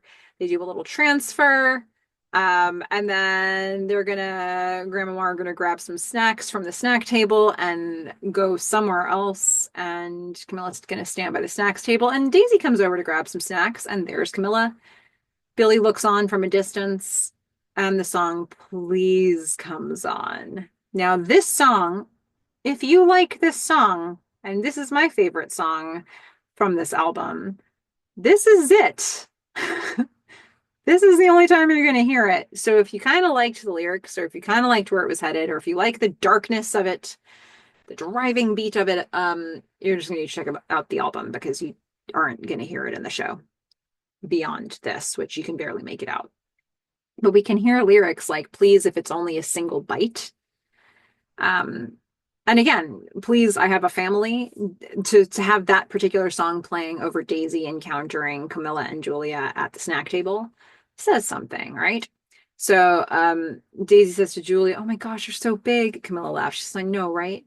Camilla lets Julia down. Daisy crouches down to be at Julia's level. And she says, "Oh my gosh, you're so tall." Camilla says, "Yeah." Julia plays with Daisy's hair. He's like, "Oh," and Camilla like pulls her apart. She says, "Oh, sorry about that." Jesus, "That's fine. It's just my hair." Or "It's just hair. Like, it's really not a big deal." Camilla's going to lift Julia again. Daisy says, "You're so great with her." Camilla says, "Well, it's just a baby powder and a lot of diapers. So, anybody can do it." Daisy says, "They can't. Trust me. I know." She grabs some grapes. Camilla points. She says, "Is this that Please song? That's Please, right?" I recognize the lyrics. Daisy says, "Yeah, I think Billy was possessed that day." Camilla pauses. "Billy?" Daisy says, "What?" Camilla says, "Oh, no, he just said that you wrote it." And she smiles a little bit awkwardly, like hoping maybe Daisy will recant and maybe she forgot. Maybe Billy really did. Maybe she really did write it and Billy did remember correctly. Daisy says, "I don't know why he'd say that." And she's gonna go. She's gonna wave at somebody. She's like, "I'll see you later." Camilla's like, "Bye." What a thing to leave Camilla with. I mean, Camilla, if you took one look at those lyrics, there's absolutely no way Daisy wrote that. Uh, I have a family. She doesn't. Billy does. And the song was in his handwriting, unless he was writing down things that Daisy was dictating so they could both look at the words together. But the words were clearly not her words. And I think it does catch Camilla off guard that that Billy lied about it. But I think maybe she just really wanted to believe that he wasn't lying to her. Because that's a lot for him to not claim the song. Like, to lie, it's not even just withholding information. It's like to actively lie to her about a song that this was so internal probably feels really alarming to Camilla here. Okay, so we're going to then see Graham and Karen have a private conversation. They're hidden away. They're behind a rock feature. And Karen's even still looking around to make sure nobody can see this conversation. He's like, "Are you embarrassed to be with me?" She says, "No, no, what?" He says, "I don't really know what I'm supposed to think at this point, Karen." She says, look, the moment they know we're together, everything changes. He says, "Yeah, but it doesn't have to, though, Karen." She says, "Yes, but it will. They'll treat me different. You know they will. And that's just the boys. What about the rest of the world?" He says, "Well," she says, "she was sleeping with the guitarist, so they let her in the band. That's what people will think, Graham. I've worked too effing hard and I'm too effing good to forever be known as the girlfriend in the six. Do you understand that?" And she genuinely asks that. He says, "Yeah, I do." She says, and she's waiting because this is where this relationship either stays on course or crumbles. And he says, "And nothing. I'll never bring it up again." And they both smile and he kisses her. We're going to hear a pre-lap of the song The River, another new song for the band. I mean, it's a short scene, but a really important one. A very, very important one. Because how many times have I been investigating what do I think Karen wants? What do I think is happening with Karen? And I had to not spoil this scene every time I was reflecting on that. But Karen gives us a lot of information about what's happening in her head in a little bit of time here. We know that Graham thinks of himself like I think Graham aspires to have what Billy has in a family and something stable. And he would love to shout out to the world, "I'm with Karen." And Karen's like, "No, we can never do that because, first of all, it could have destroyed the band. Okay, now it's going okay. Wonderful. If it destroyed the band, Karen was going to be the one that had to leave the band. Graham's not going to be ousted, but it's going okay, right? So now the concern is that she will be discredited. It's like, the only reason I got into this band was because of Graham's interest in me. And she doesn't want anybody to think that. She feels she has merit and she doesn't want to have to defend this to every person on the planet. And so it's so much easier for Karen if she just doesn't have. I think in almost like any other show or movie, if I saw a scene like this and I saw somebody saying, "Let's be together. No, let's be open about it." And somebody else saying, "I never want to tell people about it." I would feel worse. Like I would be telling Graham to run. Like, if you want to be with somebody that you can be in public with, this is not the relationship for you. Go find somebody else. That's what I would be saying to Graham. But I also hear Karen's point of view here in this specific situation, and I can't disagree. She wants to stand for her music first, and Graham complicates that, um, and and and completely sacrifices that in a way that she's not comfortable with. And I get it. I get what she's saying here. So is this a compromise that Graham's willing to make? He says, "I'll never bring it up again," but it's a big deal. And this is an important conversation to have. And I think it really roots us in Karen's point of view and why she has been so sketchy about this whole thing unfolding. Um, and we'll see. Is he going to be okay with this? All right, so we're hearing a bit of The River, and we're going to get the photo shoot here. Some lyrics. "I could have sworn this was the way. Tell me again, why do we send such a lonely, lonely, lonely road? You'd never guess. So there's some lyrics that we hear more clearly than others. Be a lonely road. If I followed you to the river, send my boys out to the sea. If you stay with me forever, will you chase me in my dreams? Let's see. There's a whole, if I throw it all in the river, let the rhythm take the lead. Would you stay with me for whenever? Would you let you lean on me? Trying to decipher this. Among a bunch of other directions that I wrote here. I probably should have just done the lyrics in one chunk. Um, but we'll hear this song plenty of times in this show.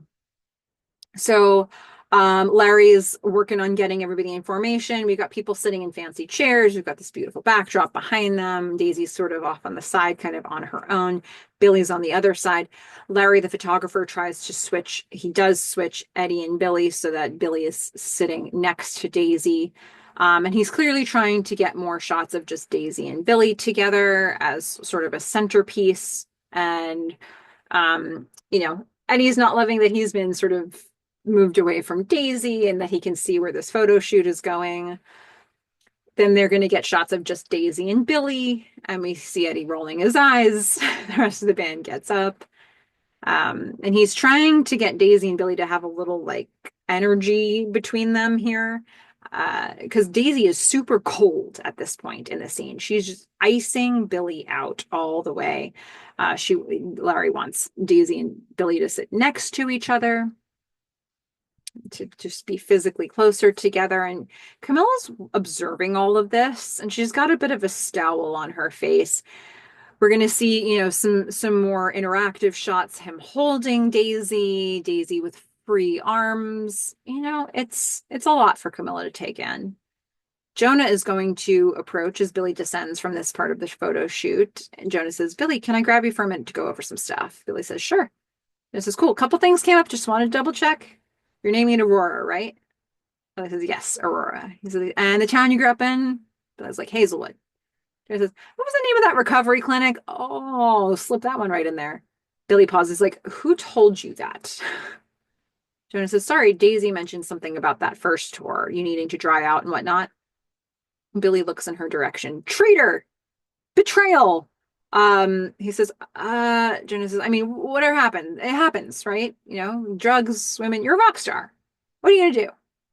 He shakes his head. Billy shakes his head once, like, Jonah says, I mean, they don't all miss their daughter's christening because they were too coked out to show up. But Billy says that's not true. And here's what's interesting about that line. Actually, it's not true. I associate the word christening with a sacrament, like with a, I don't know. Is it a christening, or did he just miss his daughter's birth? Christening throws me off as a word choice here. I don't know. Okay, so maybe it's the right thing. I don't know. Anyhow, so Billy is completely caught off guard that Jonah knows his backstory. And clearly, this is what Daisy said to Jonah at the poolside after Jonah was like, yeah, Billy doesn't think you two are a real thing. So Jonah says, which part isn't true? Billy says, Teddy said you were writing a puff piece, no? Jonah's like, I'm just trying to get my facts straight, man. Well, no, he kind of stirred things up. He angled towards this. Billy says, yeah. He walks away. He goes to Daisy, who was talking to Larry, but Billy's going to split those two apart now. He's like, Daisy, can I borrow you for a sec? Can I talk to you for a minute? That's never good. They're going to go behind a rock feature to fight about this, in fact. So the audio is, I love this choice. The audio at first is so low. We can barely hear it.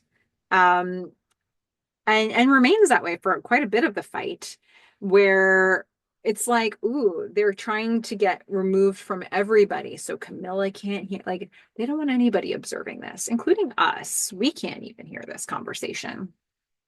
When we do finally hear them, Billy's saying things like, do you actually want this band to fail? He says, do you have any idea how effing uncomfortable I might be? You brought your wife here.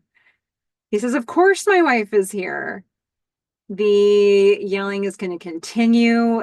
Camilla's watching from a distance. She starts taking pictures. If she did, in fact, hear what was being said here, she'd have a lot more questions. Billy says, how could you tell him? Daisy says, you said it was all about the music. Billy says, it is about the music. She says, that's why you kissed me, so I get back on the mic. He says, listen to the song. I'd say it was worth it, wouldn't you? Daisy scoffs. She says, you're an effing liar. She leaves and she says, I'm done here. She leaves. She leaves the whole photo shoot. They're done today. Car door slams, engine starts. Camilla watches all this. I think she should be asking Billy some questions, or at least asking herself some questions. I think she is asking herself some questions. Um, I mean, my goodness, the way this is escalating between them, it's like who did what to whom, who's more in the wrong. At this point, I don't even know how you keep count on it. I mean, Daisy, the escalation that Daisy took of sharing Billy's deepest, darkest secrets with a member of the media does feel like that's way too much for what we're seeing between them. Like she definitely, uh, that's uh, the lowest possible blow I can think of here. Um, so it's super tricky, right? And it impacts more than just Billy. It impacts Camilla. It's a lot. So she's raised this confrontation to a level that if they go tit for tat now, it's just going to be catastrophic. But I do think like, who's done the worst thing, who's done more things to each other along the way. I think we're getting a real sense of just like, it almost doesn't even matter anymore. It's just a lot. So Daisy she's driving away. We're going to see a close up of the Mercedes logo on the grill, and we're going to see Daisy driving in her car. We've got Don't Stop It Now by Hot Chocolate playing. Daisy's fuming, and we're going to get this montage of shots of Billy. First, a few shots of him looking at her with intense desire from this very episode. And she's like, bastard. And the song is saying, because I need you now, much more than I ever had. And I want more and more if I can get it. My goodness.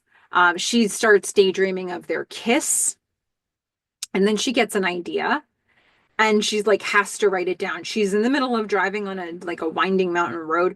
She spills her bag out. She wants to get paper and a pen. She's looking for a pen.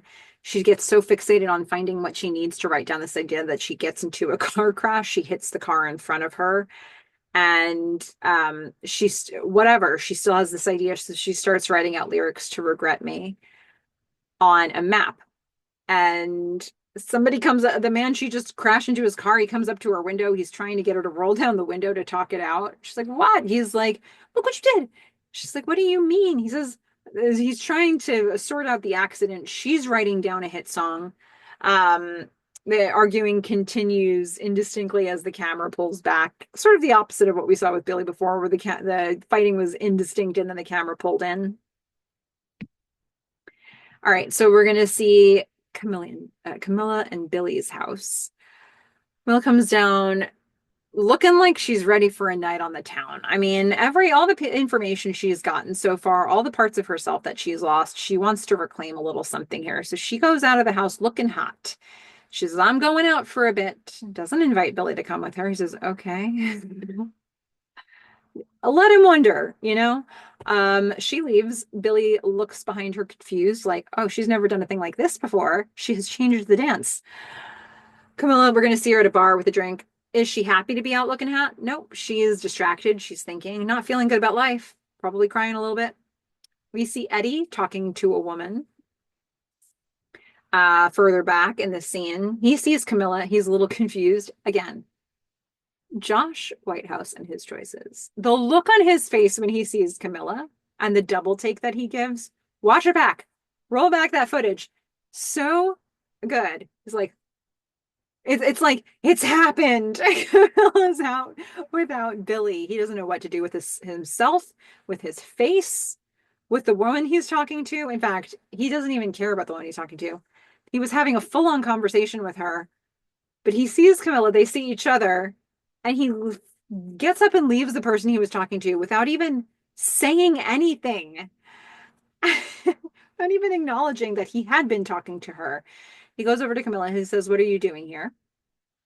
And she says, I don't know, change of scenery. He says, well, you look amazing. She says, well, thank you. He says, do you want to join us? Me and this person I just left? She says, no, no, I'm good. I'm good here. Thank you. Go have fun. She's clearly not. She's been crying. He chuckles. He walks away from her. She turns back to the bar. She's kind of, I don't know, a little annoyed with herself or with the situation. She starts to get up to go, and as she turns, she sees Eddie coming back. So here's what happened. Eddie went back to the woman, said, "Bye." That's about how much time he had. And he walks straight back to Camilla. I don't know how long he had been talking to this woman, but that's done now. He just sits straight next to Camilla. And this woman walks past the two of them and she just says, asshole. Fair. All Eddie needed to do there, not to get this reception, was to say, oh my goodness, a friend of mine just showed up and she's crying. I need to go check on her. So sorry. It would have ended the conversation and been respectful, and he wouldn't have gotten this woman walking past him saying asshole. Eddie doesn't have the wherewithal to do that. He's only focused on Camilla here. Who cares who this person is? Camilla laughs. She's like, wow, you choose me over a sure thing like that? Eddie says, I'd choose you over everyone. And he would. Camilla hears that and she looks so vulnerable because she's married to a person who wouldn't choose her over everyone. Eddie says, look, are you sure you're okay? As she wipes tears from her eyes. Clearly not okay. He leans in and he looks actually worried. And she looks at him thinking, this is the man I'll hook up with, is what she's thinking in that moment. At home, Billy is waiting on her. He's got Chinese takeout. He's drumming with some chopsticks. The clock is ticking. He stares at it. It's almost midnight. Camilla's been out for quite some time. She pulls up in her car. Her hair is askew. That is askew hair. She rubs her face. She rubs her eyes. She's rubbing around her mouth. She's fixing herself up. But when she actually walks into this house in a second, she's not fixed. She looks like she hooked up with somebody. I think Billy would pick that up. I don't know. Interview Camilla says there were just so many secrets. I just needed one of my own. She comes into the house. She enters. Billy's standing in the kitchen. He says, have you eaten? She walks right through the scene. Unbroken walk stride. She just keeps walking upstairs. She says, just had dinner with a friend. He watches her go. She's never going to tell him about this. And he's not going to ask. um, I mean, look, has she done a wrong thing here? Yeah. Um, has is this a man who's emotionally cheating on her? Yes. Yes to those both of those things. Does one deserve the other? I don't know. I think these two,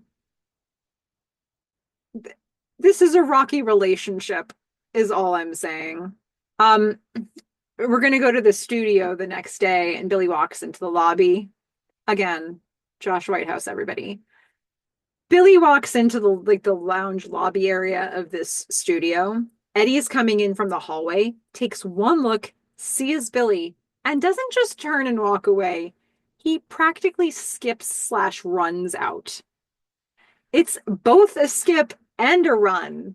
Like, gotcha, Billy. And also, I want nothing to do with this conversation. Billy's like, hey, man. And he's gone. And he's like, okay. So he walks into the recording area of the studio. And he hears and he sees Daisy playing her guitar and singing Regret Me. She's starting to sing it for Karen and for Warren, who are standing, and Graham is sitting next to her.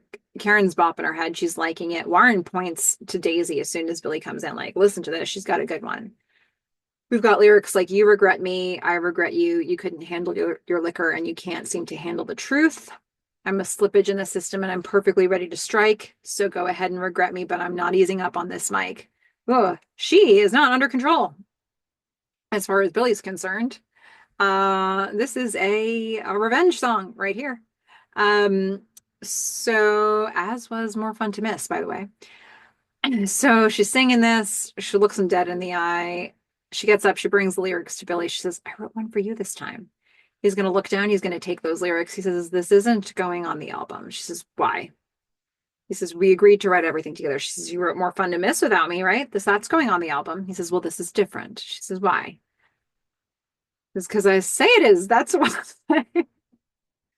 Warren is just squinting, like, what is happening between these humans? Karen looks away. She says, show of hands, who thinks that this song should go on the album? Daisy raises her hand. Karen raises her hand. She says, it's a good song, Billy. Isn't that what we're all here for? Then Warren raises his hand. She's right, man. It's good. Teddy raises his hand at the controls. Tobias looks at him like, oh, wow. Billy puts down the paper.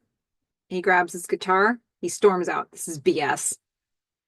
Daisy's like, see ya. Cat's away, the mice will play. Warren's like, where are you going, Billy? Karen's like, come on, Billy. Daisy just smiles as he leaves. She says, should we run through it, everybody? She sits back down, sitting next to Graham, who is stunned. He was I don't.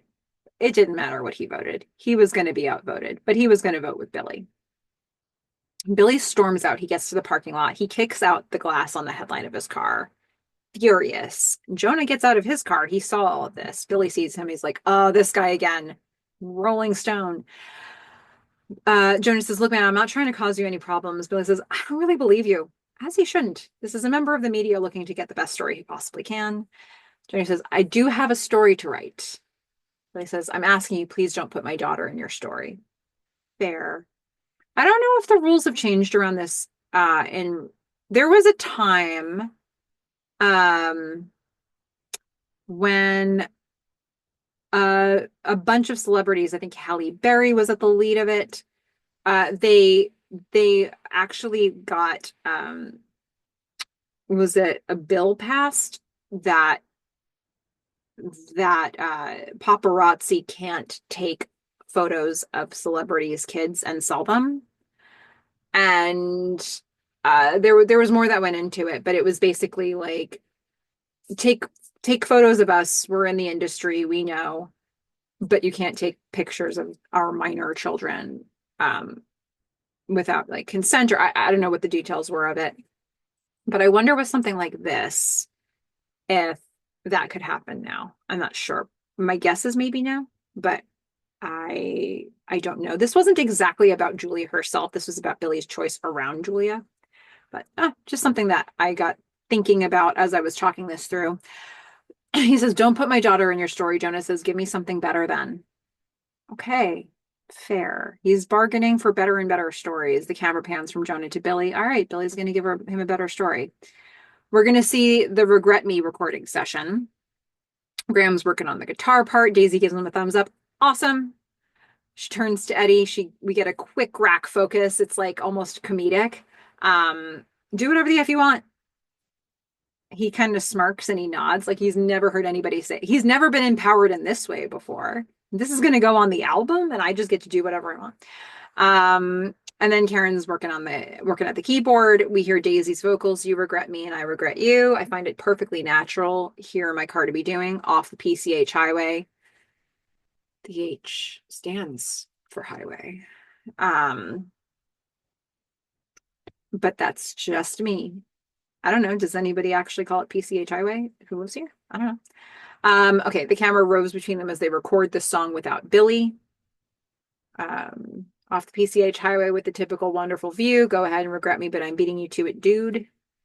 Sure is, she thinks. We're going to see then Daisy and Teddy listening back to this recorded song in the control area, and she's tapping her fingers. She looks pretty pleased with the song. And then, we hear the refrain at the end, go ahead and regret me, but I will go ahead and regret me, but I always will too regret you. We hear that a few times. He starts to lower it. She looks at him, waiting for the reception of it, and he claps softly and she giggles.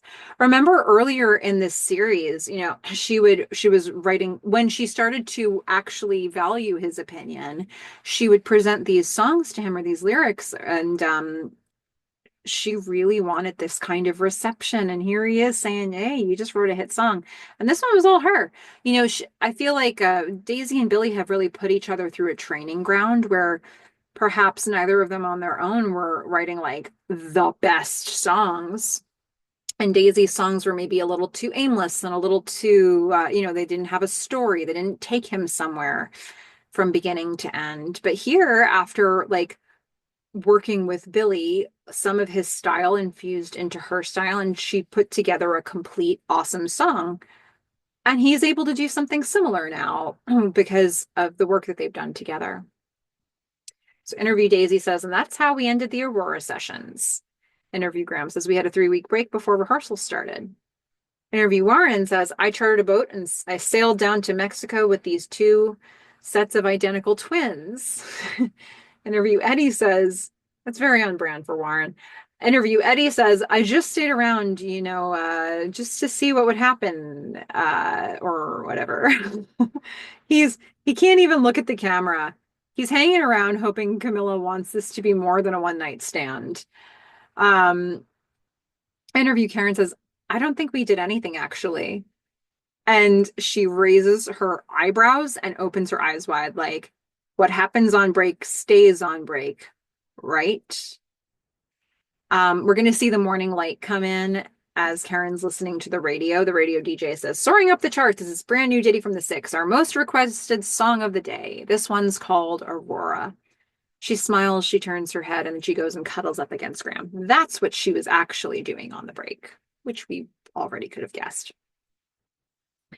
We hear Aurora, the radio version. You found me in flames. It's a daylight of change, baby. All that stuff is done. We see Daisy dancing in her room, all flowy. We're going to hear a voiceover from Interview Daisy saying, I knew I should have been happy. I'd made something I was proud of. We see her drinking. And we were about to head out on our first US tour. But when the drugs wore off and the adrenaline faded, all I could hear was my mother's voice telling me I wasn't worth anything. We see Daisy has a pile of mail on her bed. She picks up a big envelope and it says, to Daisy, love, Jonah. Would Jonah Berg write love, Jonah? Especially given the content of what he's drafted for her? Feels like a sincerely Jonah kind of moment.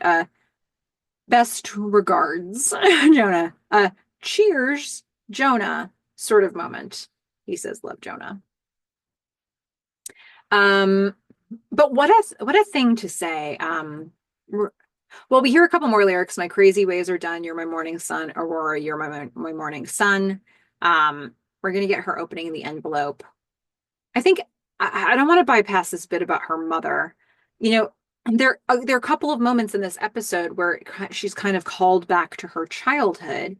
She has this deep moment of connection with Billy at the, looking at the Pacific Ocean and hearing the waves lap up. And she says, my real name is Margaret. So she's like sort of given him a window into that part of her life. So it's never that far away from her brain, I guess. And here she's saying, I had all this success and all I could hear was my mother's voice telling me I wasn't worth anything. So what is going to make her worth something? What's the thing that's going to fill that hole from her? What does she think? I mean, look, we can look at the idea of addiction and we can say, nothing external is going to fill it for her. But does she think something external could fill it for her? Is there some level of success? Is it being with Billy that she think could fill that hole? Does she actually think there's a solve to this? I'm curious if I were to be in her head, what she thinks that would be. But anyway, so she's on her bed. She picks up this envelope. She's got this thing from Jonah. She opens the envelope. She reads a draft of the story inside that is not completely proofread because there are some edits that need to be made. Typos that you can see in there, but she opens it up. She's reading it. There's a serious face on. We're hearing in the song, it's the call and response. Billy saying, I kind of think I want to make it last forever. Daisy's saying, oh, I kind of think I want to make it last forever. But will it? Because we read this article draft. It's called Love, Lust, and Hatred. Some words that pop out are words like complex relationship. That whole there's a whole paragraph in there about Daisy is late to the studio and everybody is waiting and she is intoxicated. Um, it's typical for her to be at least 3 hours late, are some of the things that this article is saying. She's oblivious to anyone else in the room. She has consumed enough pills to supply a small pharmacy before lunch. She's reading this. We haven't even read the whole thing. The music is fading away as like a tinnitus, like tinny sound, just a ringing sound fills the air.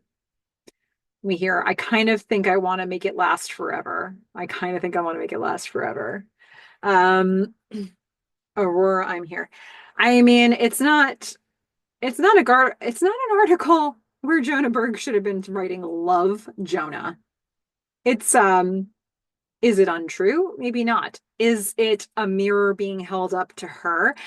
And I think, in some of the previous episodes, we've seen Daisy hold a mirror straight up to Billy, and we've seen how he's had to absorb that. And sometimes he's done it better than others, with more of like a deep breath and a counting to 10 sort of a situation going on. He's been starting to do that more with her in this episode, but this is the biggest mirror he's held up. And he didn't do it himself, he did it through Jonah.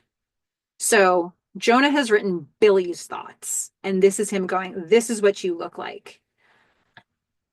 And how's she going to handle that? And we need to see it now because she hasn't always reacted well to criticism. And this is a lot. So what's going to go on here? Billy is at home right now looking through the photos from the shoot. Camilla comes in. He says, I knew this guy was a bad fit. I should have trusted my instincts, like maybe advocated for my wife to be the photographer. Camilla grabs her photos.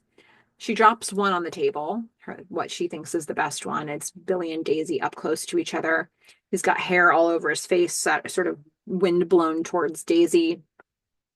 And her hair is being blown back. Her arms are stretched out.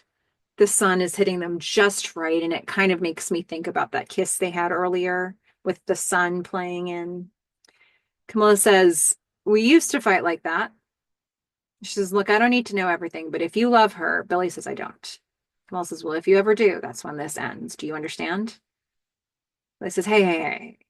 He takes her, he stands, he takes her in his arms, he hugs her from behind, he kisses her on the cheek. Says, it's always you and it's you and me always, I promise. She closes her eyes, she wipes away a tear. She says, and everything else we can handle. Interview Billy says history is what happened, not what almost happened.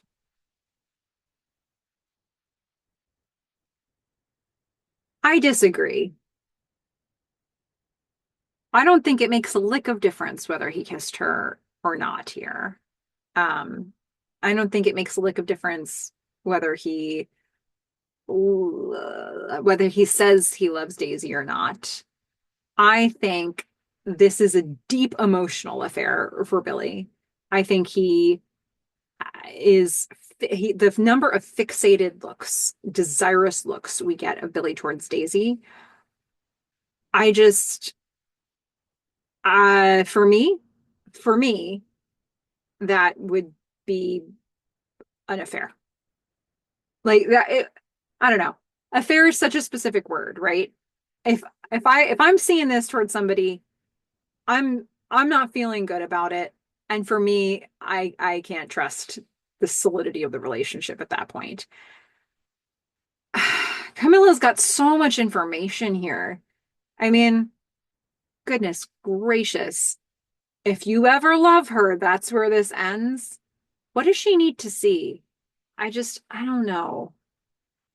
I know it's really complicated to like say to do anything about this if you're Camilla. So maybe you want really hard evidence, but doesn't she have it?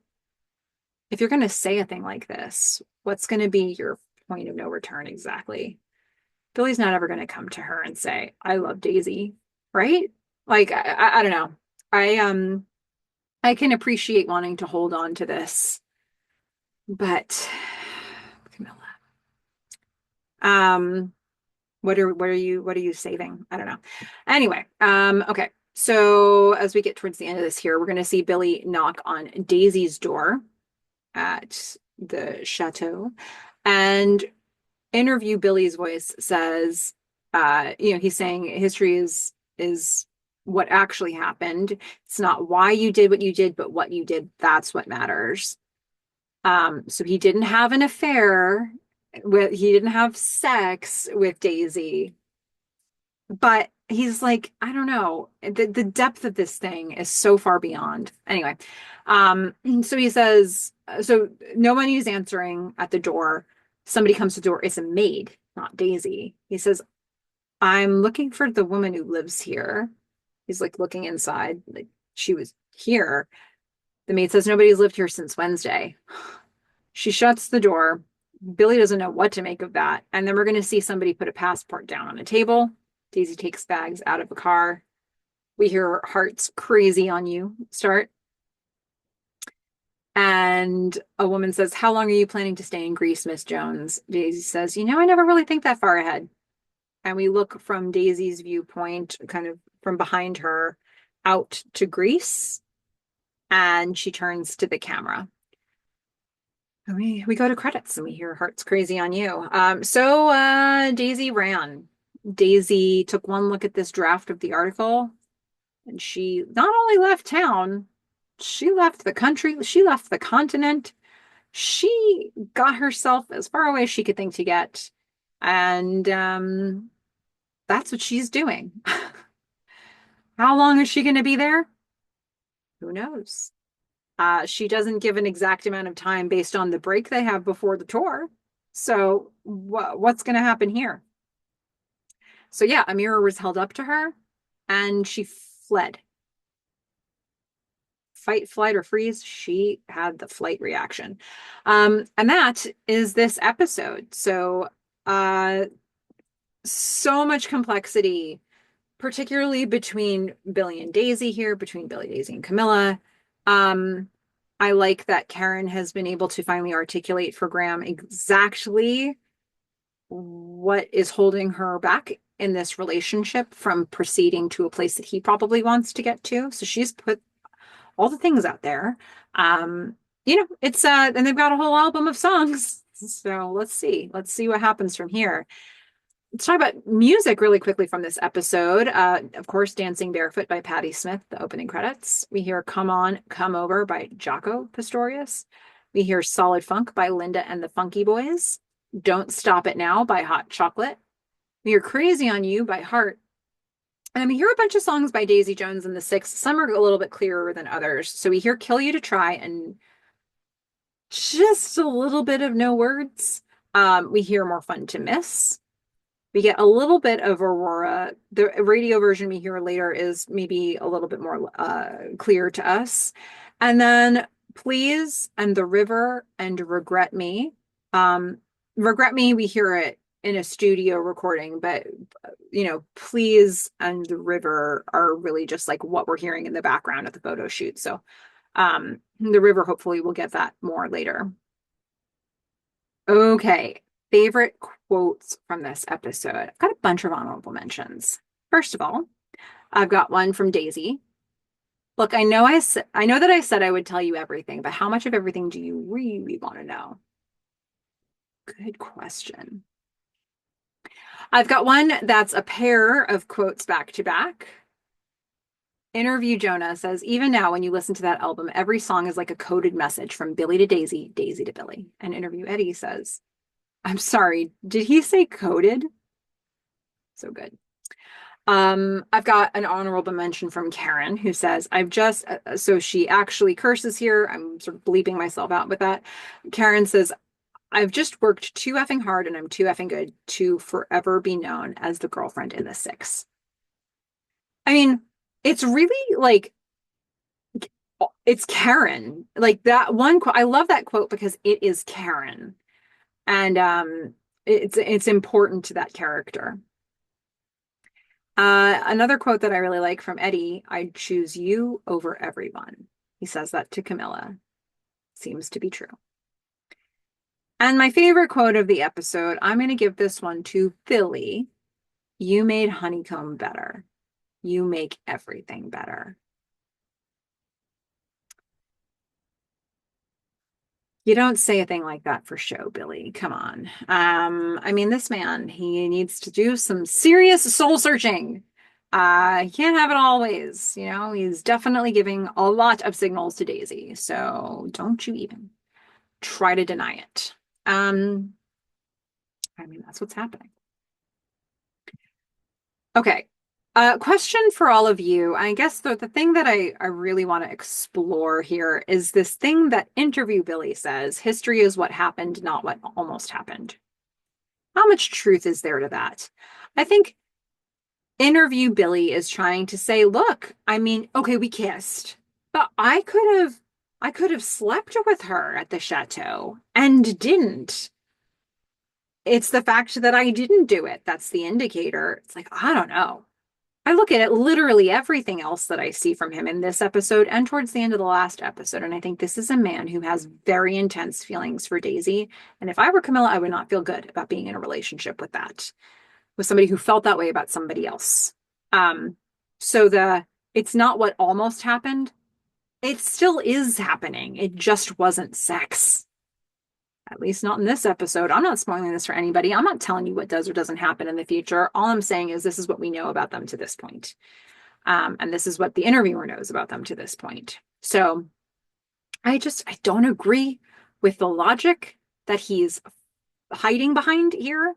And I think the episode is trying to show us receipts of how many other ways he could be like going against his relationship with Camilla with what he's doing with Daisy. But I don't know. I mean, I think this gets us to like the age-old question of what is cheating really? Um, so I don't know. I want to throw that out to all of you. Like, unpack this with me. The very complex situation we've got going here. I mean, look, I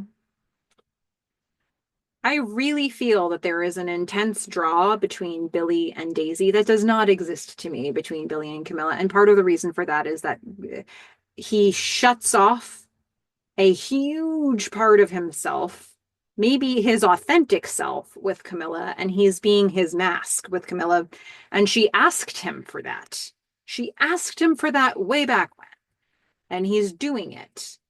But now we're at this place where this other woman in his life is saying, you don't need to wear that mask. And it feels a lot more comfortable to him to be how he really wants to be with Daisy. And I see something genuine there. And I don't love anything about the dynamic that Camilla and Billy have right now. I don't like anything about it. I don't like the fact that Billy is emotionally cheating on her. I don't like the fact that Camilla has completely sacrificed, like she's shedding all of the authentic parts of herself to maintain this relationship and to take care of Julia. Um, I don't like the fact that she cheated on Billy with Eddie. I think there's not a lot of healthy looking things about what they've got together. Uh, so I don't know. It's really tricky. I don't know if anything looks perfect to me here. And but I feel a really intense draw between Billy and Daisy. Sure do. But hey, history is what happened, not what almost happened. Am I right? I don't think you're right, Billy. I don't know. But I would love your takes on it. What do you make of this? Um, Unpack for me where you think the ethical lines are. And again, with safety, like nobody's say what you think, and that doesn't mean you're right. It doesn't mean you're wrong. It doesn't mean anybody should pass judgment on you. Feel free to be comfortable saying what you want in the comments, and I will defend to the death anybody who needs it. But it's just where's the ethical line here? What do you think? And I think a lot of that is based on our own personal life experience and what we have seen in our worlds, what we have done in relationships, and what has been done. And I think we bring all of that baggage into watching a show like this. So those are my questions for all of you. And that was episode 6. And next time we're going to go and check out track 7, episode 7, and find out what Daisy's doing over in Greece. So that'll be good. But that's it. That is episode 6. Can't wait to get into the next episode with you. And in the meantime, everybody, don't be the muse. Be the somebody.